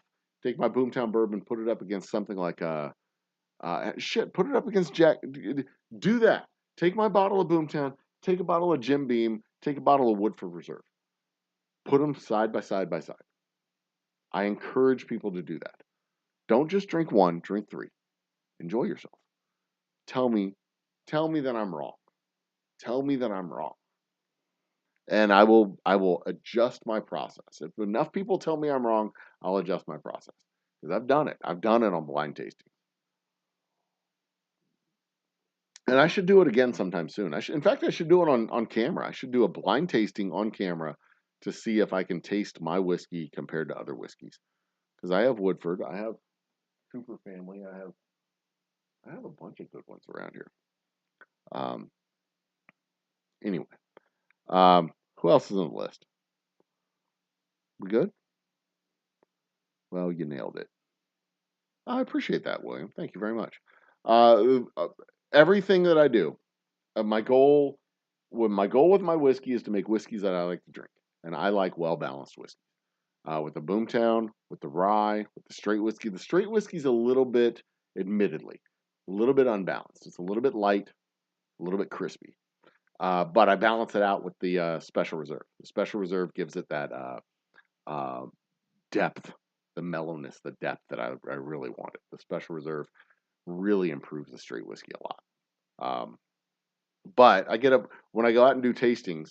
When I go out and do my tastings, when I go out and do my demos, and I do my straight whiskey and Special Reserve side by side, I sell almost equal one bottle, equal amounts between the straight whiskey and the Special Reserve almost every time, and it cracks me up because I know that there are people who have the one specific flavor profile and they have the other specific flavor profile, and they drink them side by side. They're like, "Oh, I like that one really good. I like that one really good." They buy one or the other, and it almost without fail. It is. I can almost pick them out when I see them. I can almost identify them at 10 feet away. And they're like, "Come on over. Come on. Let me give you some whiskey." And as they approach, I'm like, "Okay, you're a straight whiskey guy. Here you go." And I'm almost 100% on those guys when I can guess who likes what when it comes to the whiskey. But it is approaching midnight. It's approaching midnight. We're at 70 views. God, should I do this? Should I keep going? Should I keep going and push this to 100? Is tonight going to be the night where we do 100? I gotta go. I need to take like a minute in the other room real quick. Tell you what, I'm going to put on the intro screen. Y'all go. Everybody here, share the video. Share the video on your community tab if you can. Share the video on your community tab. Go to Twitter. Share it on Twitter. Share it on Facebook. I'll be right back. I got to go do this thing. I'll be right back. All right? I'm going to do the intro tab, and then I'll be right back.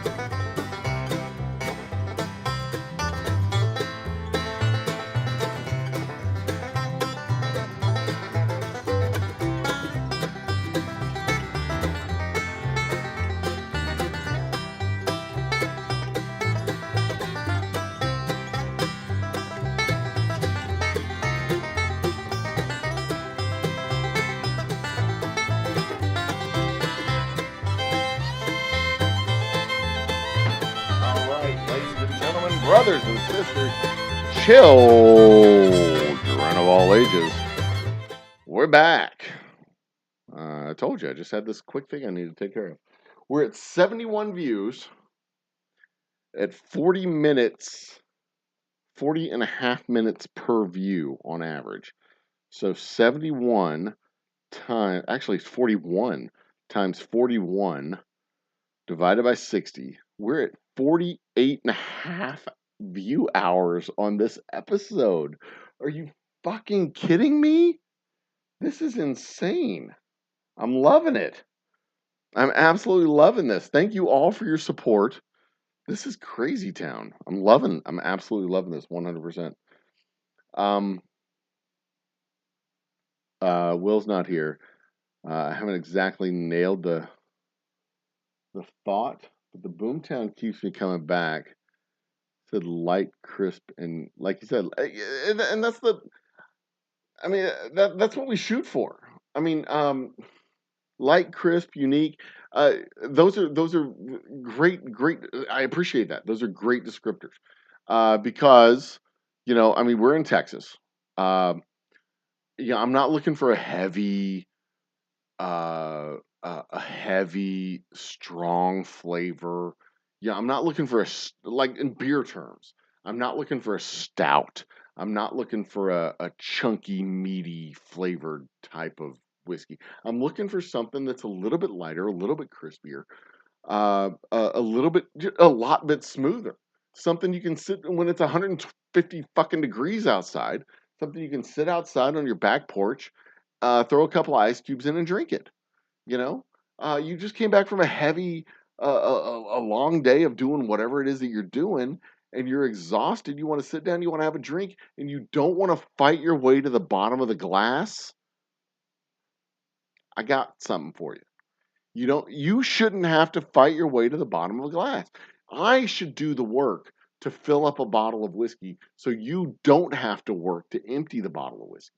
If I'm not doing my job of putting in the work to fill up those bottles, then you can't do your job of emptying them out easily. If I do my job, then it's easy for you to do what you do. Just drink some whiskey. Just sit back and relax. Do your job. Whiskey should be relaxing. Whiskey should not be work. You shouldn't have to psych yourself. If you put your glass down there on the table and you're, yeah, and then you pound it, you need better whiskey. That's not recreation. That's not relaxing. That's not calming. That's not fun. That's not the kind of recreational drug that we're making. That's work. And you just left your job. You're coming to happy hour. And you're going to work at happy hour? I mean, come on. It shouldn't take you 3 drinks for your whiskey to be good. Your whiskey should be good on the first drink. The first sip should be as good as your last sip. If your first sip isn't any good, then you need a better whiskey. And I know a guy. Come talk to me. I know a guy. Old Humble Distilling Company. I know a guy.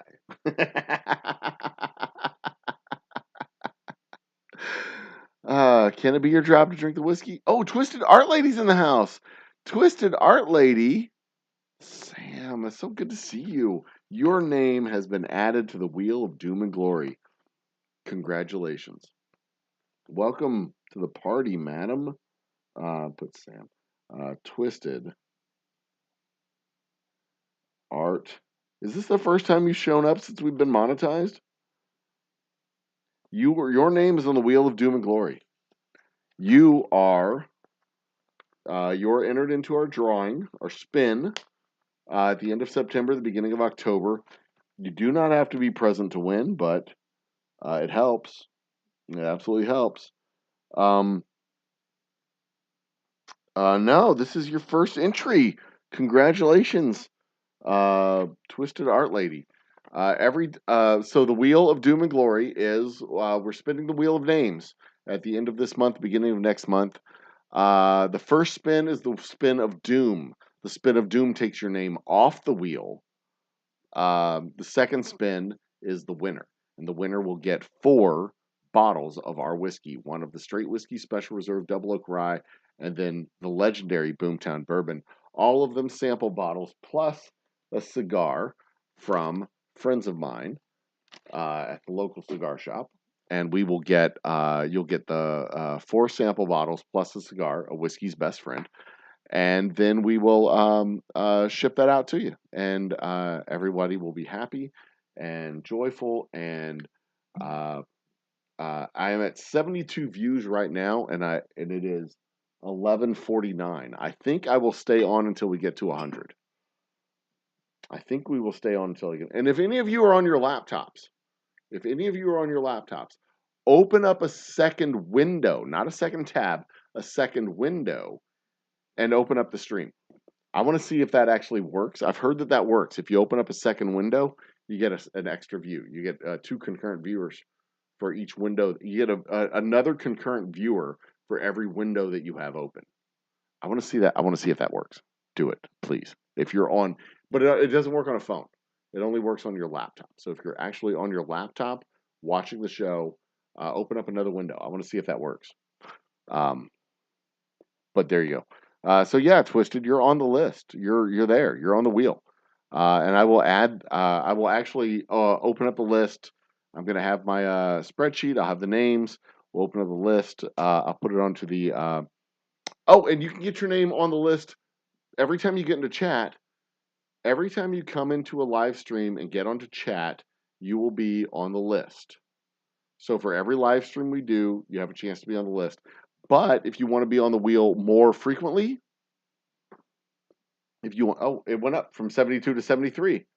Let me look at my concurrent viewers. See if that did it. I'm skeptical as to whether it happened. It says we have 3 concurrent viewers right now. Let me look at my phone. What's it say? I show 5 in live chat, so I have no idea if that's actually working or not. Oh, there it says 5 concurrent, 4 concurrent. I'm seeing numbers all over the map right now. But I have 74 views. God dang, 74 views at 42.25 minutes. Woo! Anyway, super chats. Every $1 super chat gets you on the wheel again. So $10 gets you 10 entries. $100, 100 entries. All that. Yeah, I mean, you can do the math. You know how to divide by 1. It's not that complicated. It's pretty easy. Holy shit, who's that? William Hall added 5 more for. Okay, so that is a $5 super chat on behalf of Twisted Art Lady. So I'm going to put Twisted times 5.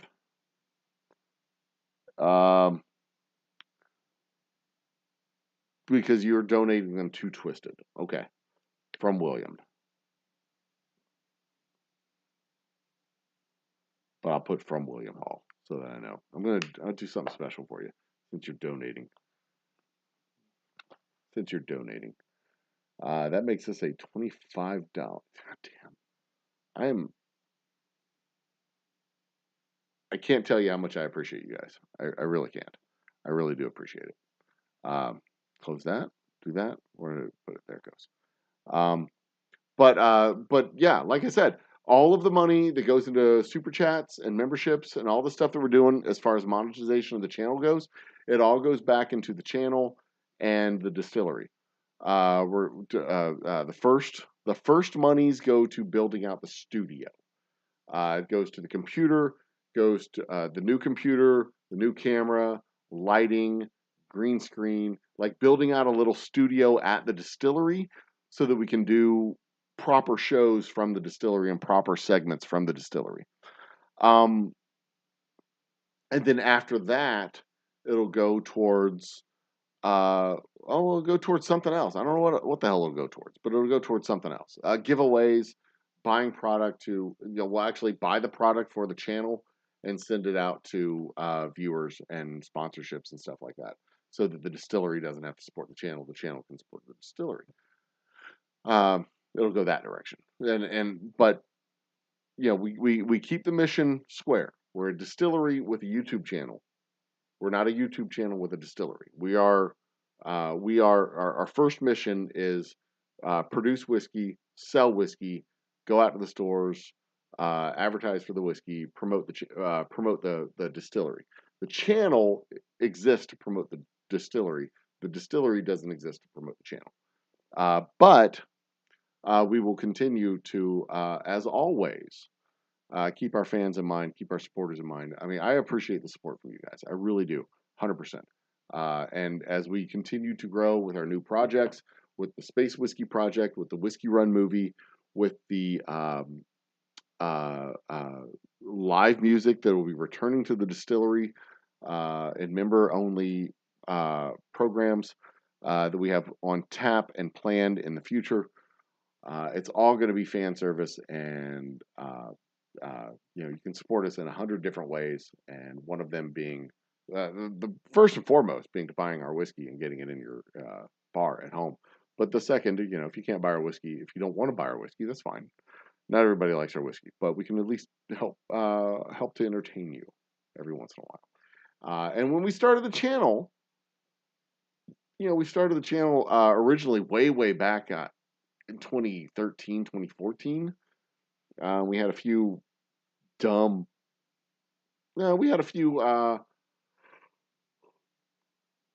a few videos showing behind the scenes stuff going on at the distillery, but not really a whole lot going on.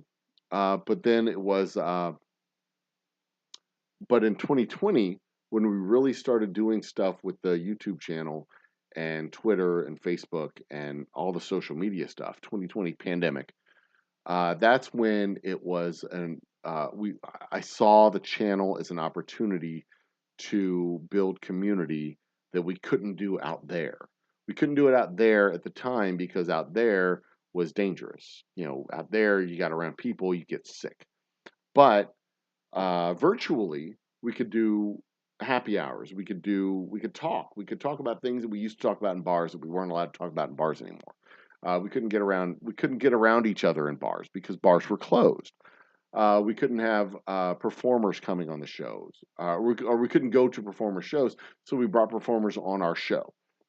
We did all of that stuff because all of that stuff was shut down, and it became an outlet, an opportunity to build community and reach out and do things that we weren't able to do out in real life. We could do things virtually. And that's kind of how it started, and it's kind of how it's evolved. And this show, the Happy Hour, has been an enduring feature of this channel ever since the beginning. We started out doing a Happy Hour show on Tuesdays and Thursdays, and then they moved to Wednesdays, and then they moved to Thursdays again, and then back to Fridays, and they've moved around. But I've always been committed to doing a Happy Hour, something where we could get together and just talk.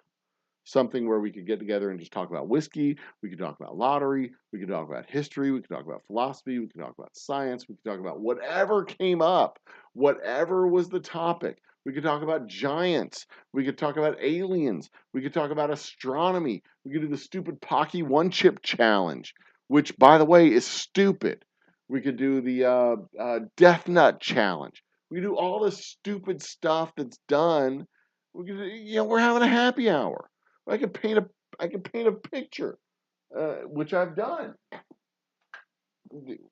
There you go. I did this on a happy hour. My Amarillo Sunrise, which is also, by the way, a cocktail that we serve at the distillery. Our Amarillo Sunrise, which is a whiskey sour with a little grenadine.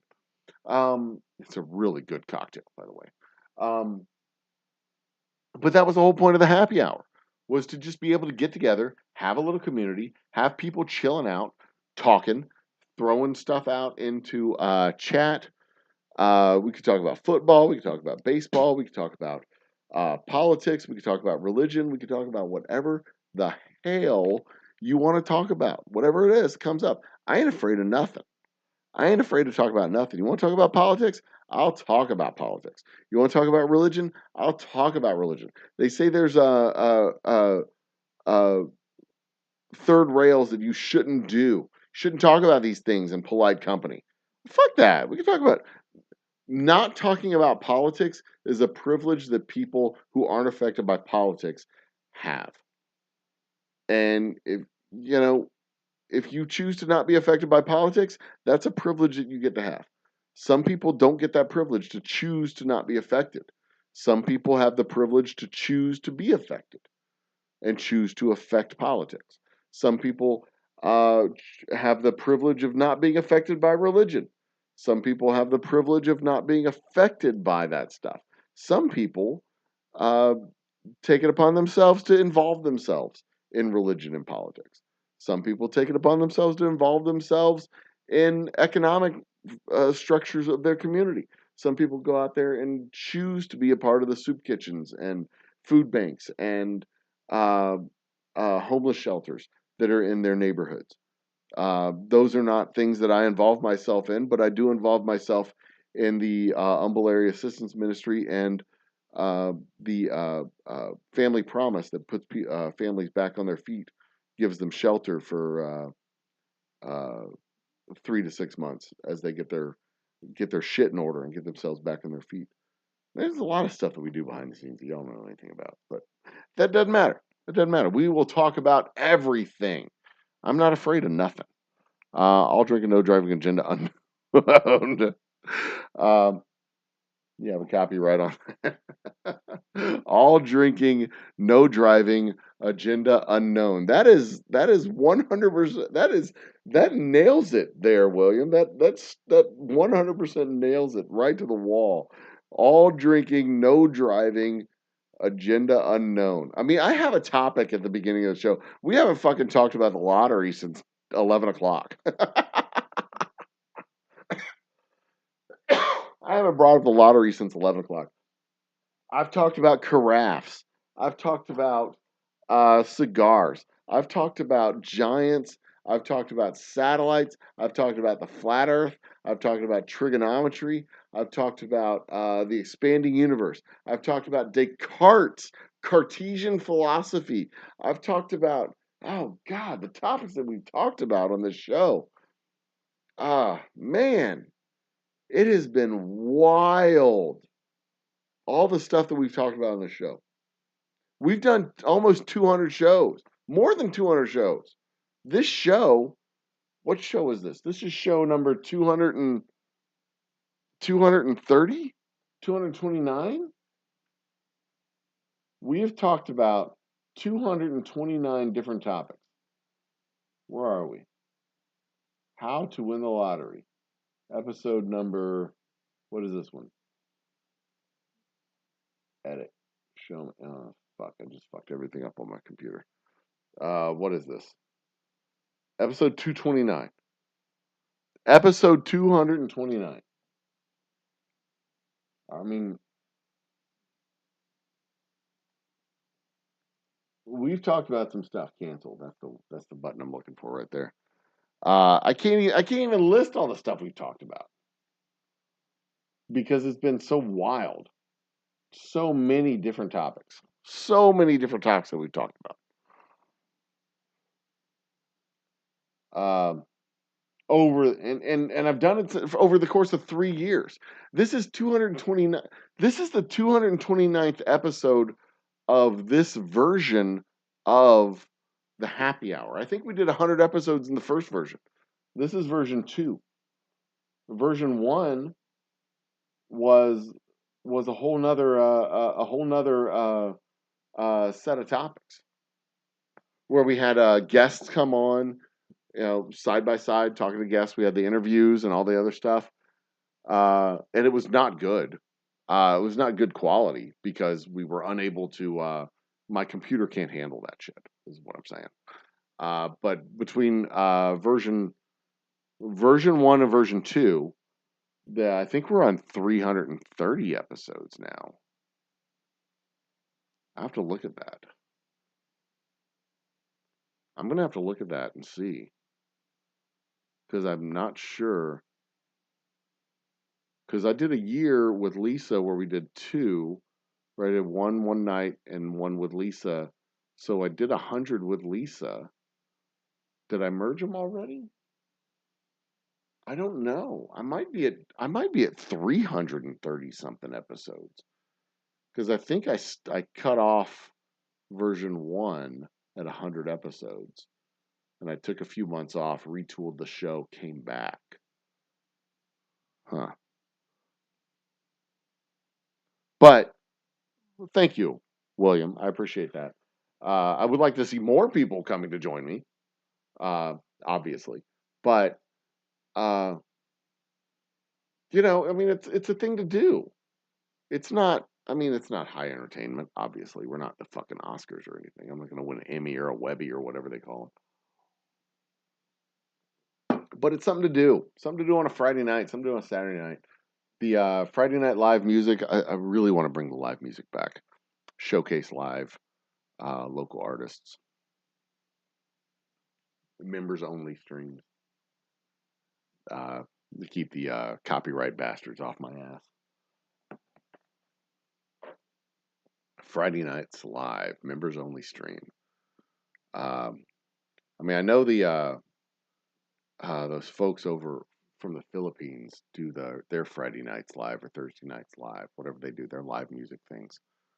But yeah, I mean, I want to do it with like proper musical production, so that's good stuff, and it's proper proper audio and proper levels and proper sound, properly fed in. I don't think we're gonna hit 100 tonight. I think I'm gonna couch this, let this go.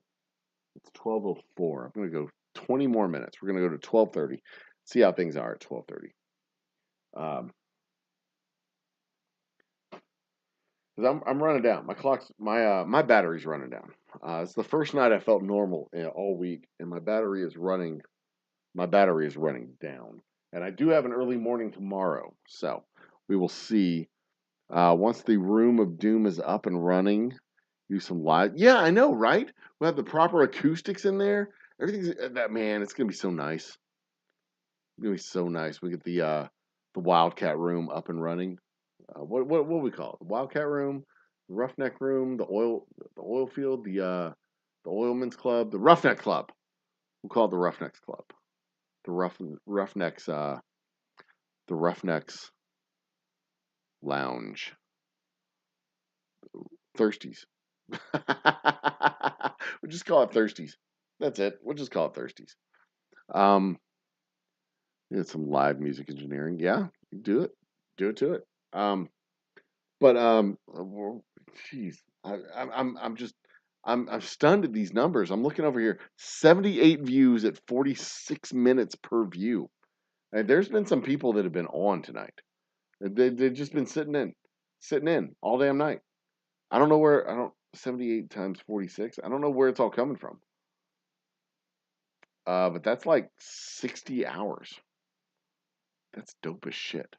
I don't know where it's all. I have no idea where it's all coming from. I cannot wait to look at the analytics tomorrow. Find out what the fucking story is. Like what countries? Because there's not. I mean, there's like 6 concurrent viewers. I mean, what? I don't know what's happening, but it's cool. I'm down.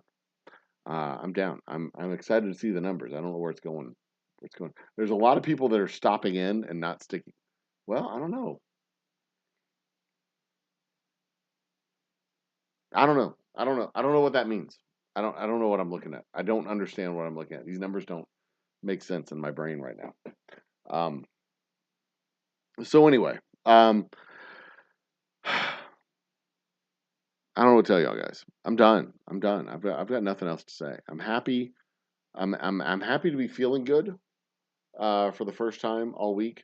I don't have any more topics to talk about. Giants aren't real. Space is. The moon exists. We're not flat. Definitely a round globe. Columbus was a moron. Um, Trump is a criminal. Biden's an old man. I don't know. I'm fucking pissed off that Nancy Pelosi is running for re-election. Like fucking go retire and get the fuck out of the way. Jesus. Maybe we should talk one of these days. We should talk about the baby boomer Gen X millennial conflict. the betrayal of generations, right? We should talk about that, right? Um, I mean, we Gen X guys grew up in a world where everybody was like, this is the stability of our economy. You follow these rules. We built this economy that's nice and stable. It's been stable like this for 30 years now. And you follow these rules, and you go there 20 years now from or the early 80s to the mid 90s, 15 years. It's stable. This is how it is, and it's going to go this way forever. And you follow the rules, and you da da da da da da da da. And we're like, okay, we follow the rules. We'll do what you say. We'll follow the rules. We'll conform and do it, and we'll work and we'll adopt what you say we're supposed to adopt, the beliefs we're supposed to think, and we'll do what we do. And then we get into the job world, and 5 years after we get our first fucking job, everything changed. Everything changed under our feet. Pensions went away. 401ks became a thing. Matches became a thing. You needed to put money into your own 401k in order to get your company to invest. Like jobs became not guarantees at all of future anything. The technology changed. The internet became a thing. Like everything fucking changed in our first 5 years of employment. Everything changed except for the older Gen Xers. The older Gen Xers, they were in their jobs for like 10 years before everything changed. But the rest of us, it was like 5 years, and then everything changed, like literally under our feet. As we're doing it, everything is changing. And then the dot-com bubble pops, and we're like, we've only been working for 3 years, 4 years, 5 years. Everything's like, and then they're like, the rules are changing, everything's new. And the understanding of how things were in the 1980s is not how things are in the new century, and blah blah blah blah blah. Like, what the fuck? We organized our entire way of thinking, our entire life, our entire ideology, our entire philosophy around the way things were. But now the way things are, or not the way things were, the way things are going to be, or the way things are something different. And then we had global warming coming at us. We had terrorism coming. We had the whole new world order was crumbling around our ears as we were coming into our prime. Betrayal of an entire generation. This would be a great topic to talk about. The betrayal of 4 generations. 4 generations. The betrayal of their parents, their children, their grandchildren, and their great grandchildren.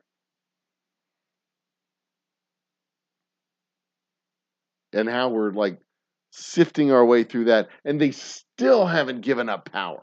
They still haven't gotten out of the way. They still won't get out of the way and let us deal with shit.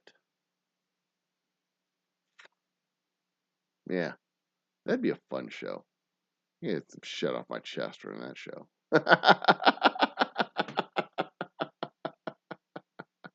Get some shit off my chest during that show. That's for damn sure.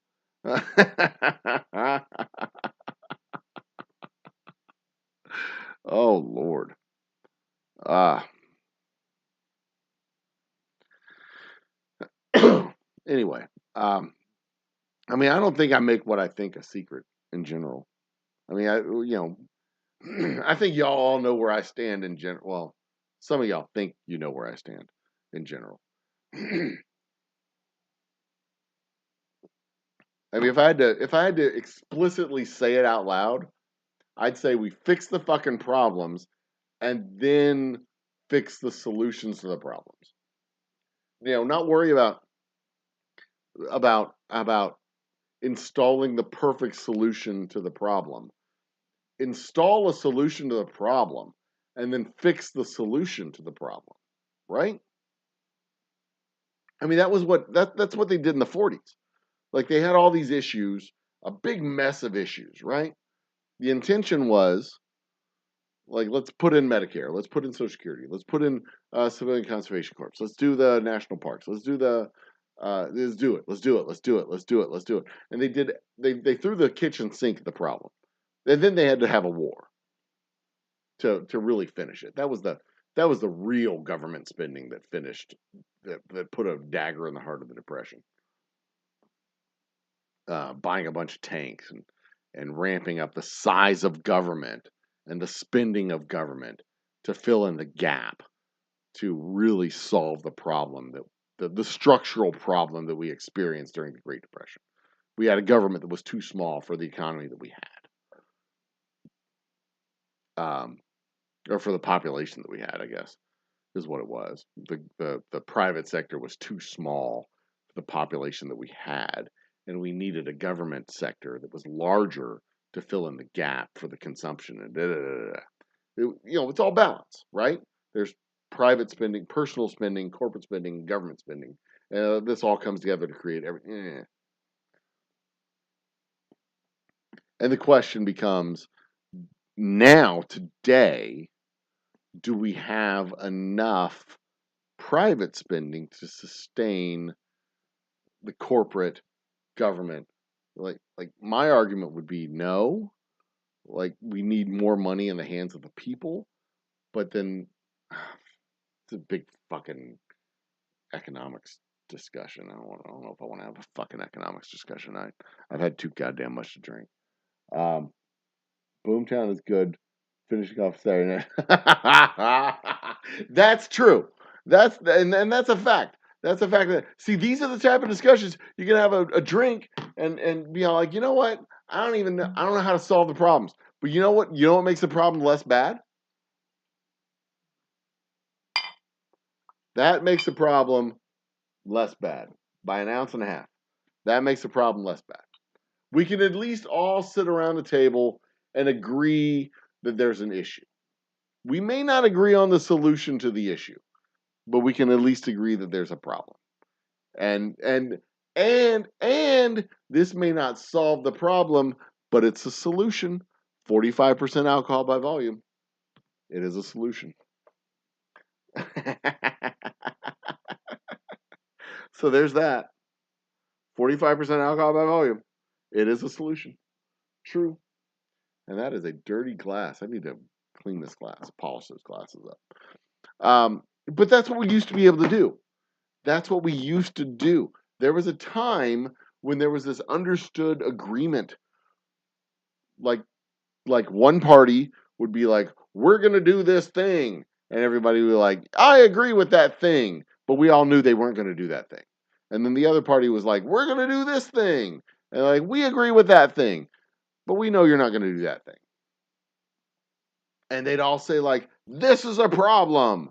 Like both parties would be like, this is a problem. And everybody would be like, yeah, that's a problem. And then the one group would say, well, this is how we solve that problem. And the other group would say, well, this is how we solve that problem. And everybody would be like, I like that solution better than that solution. And I like that solution better than that solution. And then they get together and they'd be like, let's go like halfway on both of these solutions. And they'd be like, okay, that works. And then they'd solve the fucking problem. They'd solve the problem. And like, be like, the best way to solve this problem is to cut taxes. The best way to solve this problem is to cut spending. Raise taxes, cut spending, raise taxes, cut spending. They'd be like, okay, well, we'll cut a little bit of spending and we'll raise a little bit of taxes. And then they'd meet in the fucking middle and they'd raise a little bit of taxes and cut a little bit of spending and boom, they'd solve the goddamn problem. But then it came to this point where one party was like, we're going to do this thing. And everybody was like, we agree with you doing that thing, but we don't really think they're going to do that thing. And the other party was like, well, we're going to do this thing. And everybody was like, yeah, we would love you to do that thing, but we really don't think you're going to do that thing. And then the one party that was saying, we're going to do this thing, they did the thing. They actually did the thing. And then the other group of people was like, holy shit, they did the thing. We didn't think they'd actually do the thing. They really did it. Then we're going to do the thing. And then everybody was appalled that they did the thing. Like, you really going to do that? Holy crap. And then it was over. Like, the craziest of crazy shit was like, they were like, as soon as the Democrats did the thing that the Democrats said the Democrats were going to do, the Republicans were like, you know what, fuck it, we're going to do all the fucking things we said we were going to do too. And everybody was like, holy shit. Oh no.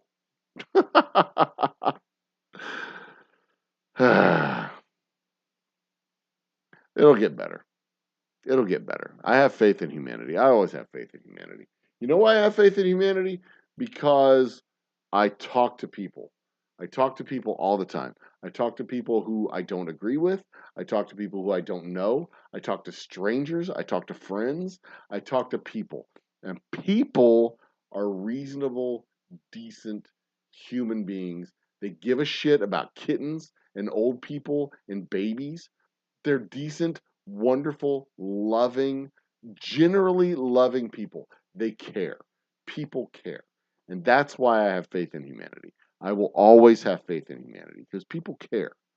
People care. And I care about people. It's tough to care about people you don't know. It's tough to care about a person, an anonymous, like human, whatever, roaming the streets, whatever. It's hard to care about anonymous people. But when you talk to them, when they have a name, when you can look at somebody and think about them as someone's son, brother, daughter, sister, husband, wife, mother, father, when you look at them and think about them as connected to other people, and that they're connected to other people, so they're connected to you. It's not hard to have faith in humanity because you see how people are absolutely amazing to each other. You can see how people care about their community. You can see, when you talk about giving a shit about India, it's hard. It's hard to care about things that you don't have a direct connection to. But when you talk to people about their neighborhood, their community, their city, their county, their state, their company, their friends, their family, whatever unit it is that they're connected to, they have a visceral compassion. You can talk to people and they'll be like, oh, I fucking hate the queers and blah, blah, blah, transgenders using the wrong bathrooms. But when their sister says, I don't feel like a female, I am a guy in women's skin, then they suddenly begin to understand that this isn't an abstract thought. This is a thing that matters to them. When their child or their brother or their best friend confides in them and says, there's this thing about me, then they suddenly understand that it's not an abstract thought. And that's why I have faith in humanity. That's why I continue to have faith in humanity, because this isn't, it's not abstract. If you could just, if people can understand that it's not, that it's not just an academic 0 and 1 type of data point. It's actual people, and it's actual people every single time that hits home, then it changes hearts, it changes minds, it changes realities. That's why I have faith in humanity. I continue to have faith in humanity because humanity, it doesn't even surprise you when you know what humanity can do. Like, I hate these stories when it's like the hurricane hits and they're like, well, this really reinforces my belief that we're the best, most compassionate, blah, blah. Like, if you need a fucking hurricane to prove that to you, then you haven't been paying attention. These people give a shit about everybody around them every day of every week of every year. When Hurricane Harvey hit here in Houston, it hit Corpus Christi, Rockport, and then came back around and hit Houston. When it devastated this community, we had We had a whole section along the San Jacinto River and Lake Houston that was hit twice, once by the hurricane and then once by the floodwaters. There were people just showing up with box cutters, plaster cutters, saws, and gloves. You didn't even know their name. They're just like, you need help? Like, yeah, over there. And then they just cut away sheetrock. And then they'd go to the next house and cut away sheetrock. And go to the next house and cut away sheetrock. These people would volunteer for strangers for 8 hours a day, carting people's belongings. There used to be stuff that turned into junk. There used to be things that became just garbage, carting it out to the curb. There were tables set up where anonymous people would just drop off food. Just dropping off food. And they'd leave it there. And they'd leave. They'd drop off Subway sandwiches and they'd turn around and go home.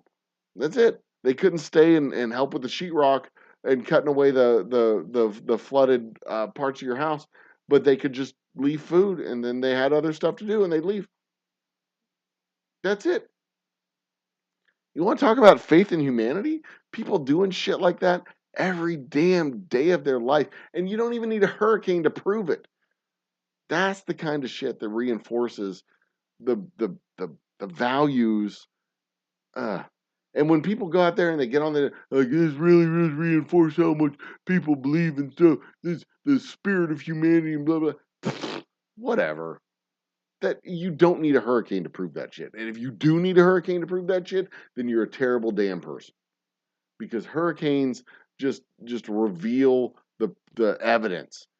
They do the stress, the damage, all the stuff. When people come out, they do that on a daily basis. You're just not paying attention.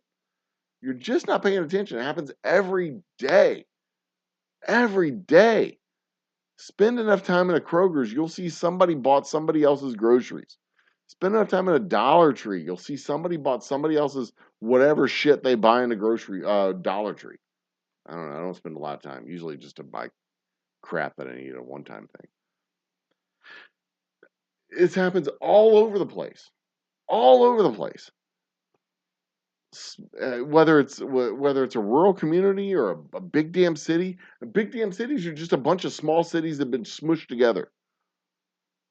I mean, Houston's 6 million people in the metro. We're so many small communities just attached at the hip. I mean, my neighborhood here around the pandemic studio that I do my shows in, this neighborhood is probably 15,000 people. This neighborhood is bigger than most of the small towns in Texas. But we're attached to Houston. So we're a part of Houston. But we're, from that end of our development to that end of our development is probably 15,000 people. 2 elementary schools and a middle school, a pool, a sports complex, a golf course. 3 schools if you count the stuff across the highway there. But yeah, I mean, that's the stuff that reinforces my belief in humanity. Like whatever problems are befalling us, whether it's climate change, whether it's flooding, whether it's traffic, whether it's institutional malpractice, whether it's infrastructure. Oops. What I've never knocked that over with my elbow before. Whether it's infrastructural problems,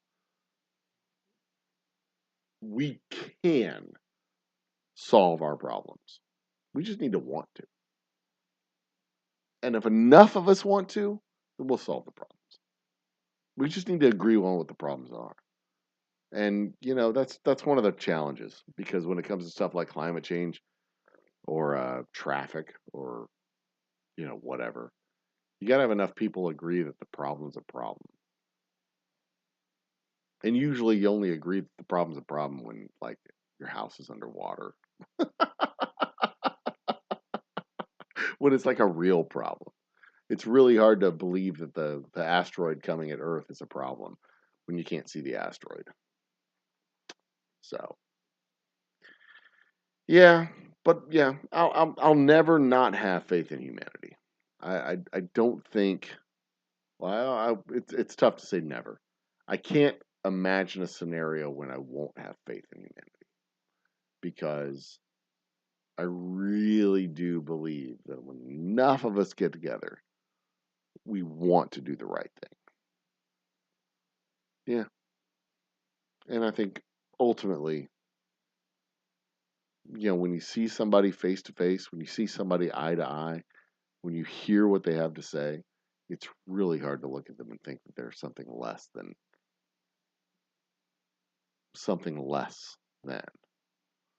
I mean, it's tough.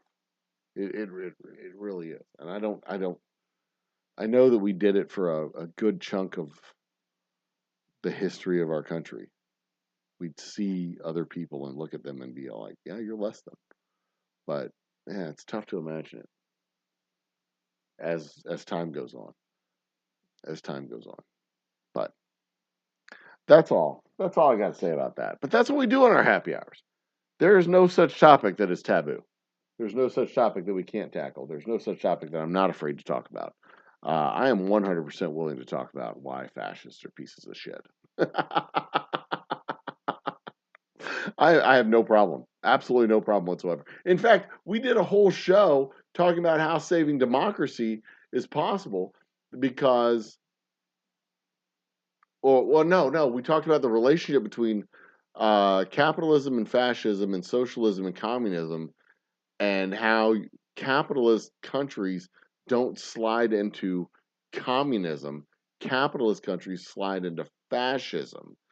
Capitalist countries can slide into either fascism or socialism, but it's less likely that they'll slide into. It's more likely that you can maintain capitalism and socialism together. It's less likely you can maintain capitalism and fascism because capitalism tends to slide into fascism because fascism is more of a economic model than a political model, or more of a political model than an economic model. And socialism is more of an economic model than a political model. And political model can maintain democracy with socialistic economics side by side with capitalistic economics because those can exist beside each other without interfering with each other. Whereas fascism takes over everything. Fascism as an economics and political model takes over literally everything because fascism is a corporate control of the government, where socialism is a government control of the government control, more governmental control over the economy, and private industry will protect their interest to prevent government overtake of their models, where in fascism, corporate governance will overtake the government in that direction because they protect their own interests. And it's easier to degrade the ability of a democratic government to defend itself than it is to degrade the ability of corporate governance to defend itself. Follow what I'm saying? Think of three entities or two entities: corporate governance, civil governance. It's easier in a democracy for civil governance to be degraded and corporate governance to fill the gap than it is for corporate governments to be degraded and federal governments to fill the gap. Which is why it's easier for capitalist democracies to slide into fascism than it is for capitalist democracies to slide into socialism. And it's impossible for capitalist democracies to slide into communism. We did a whole show on that. Way, way back, like a year ago. We did a whole show on that. God damn.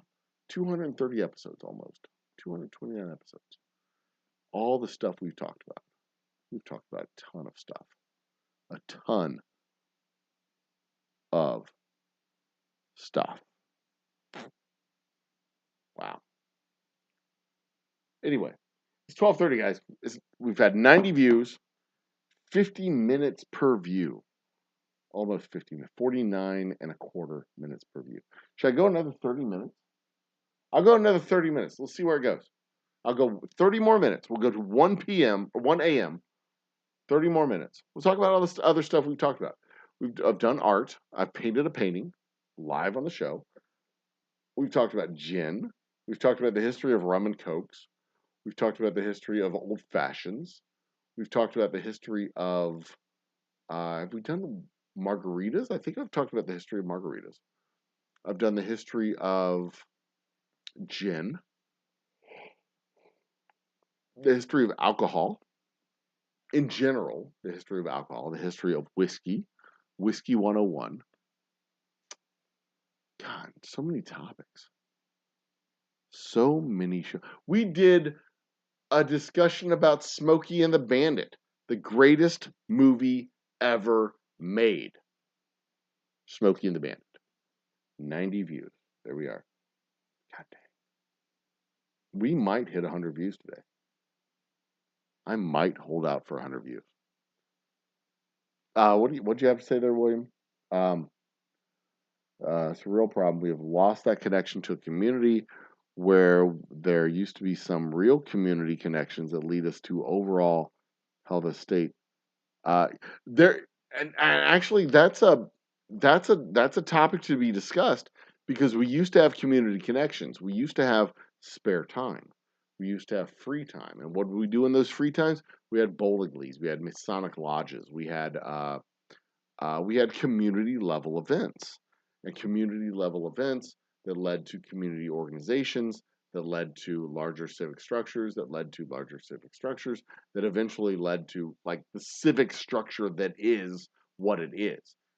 Community associations, bowling leagues, Masonic lodges, um, uh, uh, uh, city council meetings, uh, like just growing out from there. Uh, uh, uh, School district meetings, like all of that stuff. But we had spare time to do it. But now instead of having that spare time, we spend an hour each direction commuting to work, hour to an hour and a half commuting to work each direction. We Gen Xers or not Gen Xers, millennials spend their spare time gigging with Uber Eats and DoorDash to raise extra money so that they can afford rent. When you have spare time, when you have spare money, you have spare time. And when you have spare time, you have recreation. When you have recreation, you spend that time with your neighbors. You talk to your neighbors. You have barbecues. You have bowling leagues. You have sewing circles. You have civic associations. You have church associations. You have things that bring people together in a meaningful way. And over the course of the last 2 decades, we've seen a decline in civic associations. Real life, physical associations with people. We've got virtual associations which have taken the place of all that and given people time to take their free time to, instead of spend it with people, to go do other things that they have to do to make money. There's been a distinct decline in social interaction, physical social interaction, especially over the last two decades. What do you say? Convoy is the greatest movie ever made? No, I think we had an argument. I think we're going to have an argument here, William Hall. I don't think that's true. Small town, small communities caring about one another, the overall self gratification. Humanity. I disagree. I don't think humanity's the lost art at all. Humanity is. We lose sight of it because we don't see it. We see it virtually. We don't see it physically. And we lose sight of it because we lose sight of that physical connection to people. And like I was saying, the physical, civil associations, civic associations that we used to have, bowling leagues, um, bunco games, uh, card circles, uh, postcard circles, knitting circles, uh, uh, book clubs. These are intentional things that people have to do now. That it used to be easy, but we don't have those connections with people like we used to. And to a large extent, Gen X, Gen Y, Gen Z, we've kind of lost the ability to learn how to make those connections because they've been replaced with social media. But all right, let's get into this fucking argument here. Convoy is the greatest movie ever made. Uh, I take it you've seen Smokey and the Bandit. Uh, I assume you've seen Smokey and the Bandit because I assume you're not a bad person. I have not seen Convoy. So, by de facto writ of de minimis regression, which are all Latin words that I just made up, you've seen Convoy, I haven't. I've seen Smokey and the Bandit, you have. Ipso facto, Smokey and the Bandit is better than Convoy. I mean, there we go. I've heard the song Convoy, C.W. Hall. Convoy, Convoy. Breaker, breaker, 1-9. This is Rubber Ducker. Rubber Ducky going down the freeway. Blah, blah, blah, blah, blah. It's a great song. I have not seen the movie.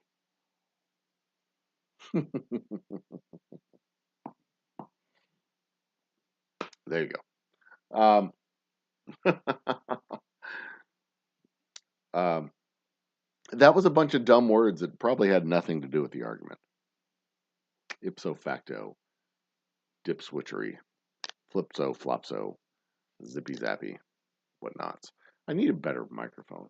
Need a better microphone, need a better desk, need a better monitor, need a better computer, need a better light. We're at 91 views. I am really ready to wrap this up, but we have 9 more views to hit 100. I'm gonna do my sexy voice. All right, let's do this. Is my chat open on my phone? No. Let's do this. Live chat. Live chat. Live chat. There we go. All right. That way I can see what's coming up. All right. Ladies and gentlemen, I am the Old Humble Guy, and this is Old Humble After Dark, brought to you by Old Humble Distilling Company's Boomtown Bourbon, the smoothest, most delightful bourbon you have ever had. Ladies, gentlemen, anything in between, put my junk in your mouth and let me know what you think. Oh, yeah.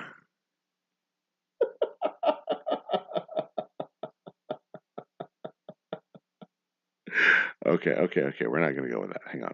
Let's try this again. Ladies and gentlemen, brothers and sisters, children. Nope, we're not going to go with that either. All right. Let's try one more. Ladies and gentlemen, I am the Old Humble Guy, and I would love for you to take my Boomtown Bourbon deep in your mouth and pour it right down your throat. Nope. We're not going to go with that either. All right, let's go. Let's try. Let's try one more.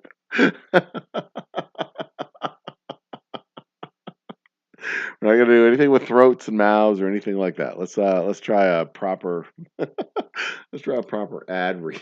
All right, here we go. Ladies and gentlemen. Nope. We're not gonna go with ladies and gentlemen. All right. We're gonna just go. I'm the Old Humble Guy, and you're listening. You're watching the Old Humble Happy. All right, we're gonna do that. Station identification. William, you fucking cracking me up. This is the Old Humble Guy, and you are watching Old Humble Distilling Company's late night happy hour. Pour yourself a cocktail and get happy with us. Oh, yeah. That was not bad. That was okay. I'd be okay with that. Where are the ad twins? Let's bring in the ad twins. Let's bring in the ad twins. Is your bar looking a little ordinary? Is it lacking something awesome? Well, head out to your local liquor store and pick up something extraordinary. Grab a bottle of Old Humble Straight Whiskey or Old Humble Special Reserve. They're clean, smooth, easy drinking whiskeys that taste the way whiskey should taste. From humble beginnings to an extraordinary finish, Old Humble whiskeys are what your bar needs today. Walk tall, be awesome, and drink humble. Old Humble Straight Whiskey and Old Humble Special Reserve. Get yours today. Oh, there we go. There we go. There we go. There we go. There we go. All right, we're gonna hang on. Hang on. I'm gonna take the camera and put it over here. You'll see that? Can you see that? Right there. All right, we're gonna watch. I'm gonna wait for this to hit 100. 99, 47, 36. This is my analytics page right here, and we're gonna give a proper oh yeah when it hits 100 because it's imminent at this point. Oh yeah! All right, ready? Here it comes. Any second now. This updates every few seconds, 30 minutes. I don't know. Every minute, every couple of minutes. I am stunned. There it is. Oh yeah. 101 views. Y'all can do that math. 101 views, 47 minutes per view. 101 views, 47 minutes per view. That is 40 something hours, 30 something hours. 101 times 47 is divided by 60 is 79 hours and 11 minutes. Are you fucking kidding me? Oh, that's 102. 46, 45. I mean, I'm gobsmacked. Absolutely gobsmacked. I'm loving it. I appreciate 12:41. 19 minutes. We're gonna shut it down at 1 o'clock. We're shutting it down at 1 o'clock. We're at 2290 on the subs. We're at 103 now on views. There's 103 views. I don't know. Like people are popping and leaving. I guess I don't know. I don't know what's happening, but I am elated. Absolutely elated. I don't know what's happening. That doesn't. I'm having trouble understanding the math as the views cycle through because there's only like what 6 people watching, 3, 5. It's it's hard to understand exactly what's going on, but I'll take it. I'll take it. Whatever. Anywho, ladies and gentlemen, brothers and sisters, children of all ages, it is. I'm gonna close off chat so I can begin the process of winding down the show. It is I, the Old Humble Guy. I do appreciate your support. Always and forever do appreciate your support. We will have memberships open in the next couple of weeks, and you will be afforded the opportunity to help us build out our tasting room, build out our in distillery studio, and do all of the things on site that I've always been hoping to do, including having art galleries on site from, among others, the lovely and talented Twisted Art Lady. I'm looking forward to having you down here, Sam. Yeah, don't you even think you're going to be getting away with not coming and being awesome in my distillery. I'm 100% looking forward to that. And then we've got several projects on tap going forward, including the Whiskey Run movie, our space whiskey, and special releases of our. This is off center. Special releases of our brandy and our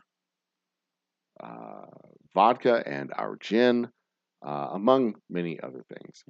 Stay tuned. See all the stuff we've got going on. You're going to be able to be a part of our build out.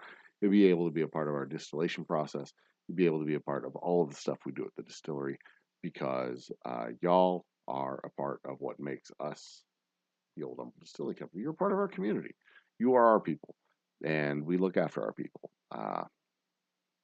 because our people is what makes us whole. So all that said, ladies and gentlemen, brothers and sisters, children of all ages, it is 10 minutes till 1 o'clock. This has been a night where we talked about the plans and hopes for our distillery, the plans and hopes for our country, the plans and hopes for our community, the plans and hopes for our persons, our people, the people close to us, the people, hell, even people we don't even know. People we don't even know, it's easy to say, fuck those people. But we don't say that because they're people too, and we want them to thrive and survive and be awesome. Because them being awesome does not detract from us being awesome. In fact, us being awesome and them being awesome at the same time makes an even more awesome feedback loop. And if we can be more awesome squared, that makes for awesomeness, enduring awesomeness. Awesomeness squared. That's pretty dope as hell. I like that idea. Anyway, don't forget to continue to be awesome to yourselves and to each other because you're important, you're special, you're valuable, and don't ever let anybody tell you otherwise. Ladies and gentlemen, brothers and sisters, children of all ages, I am the Old Humble Guy. This has been the Old Humble Happy Hour. Thank you so much for your support. Please come back next week. We'll be back Wednesday. Talk to you then. Cheers. Good night.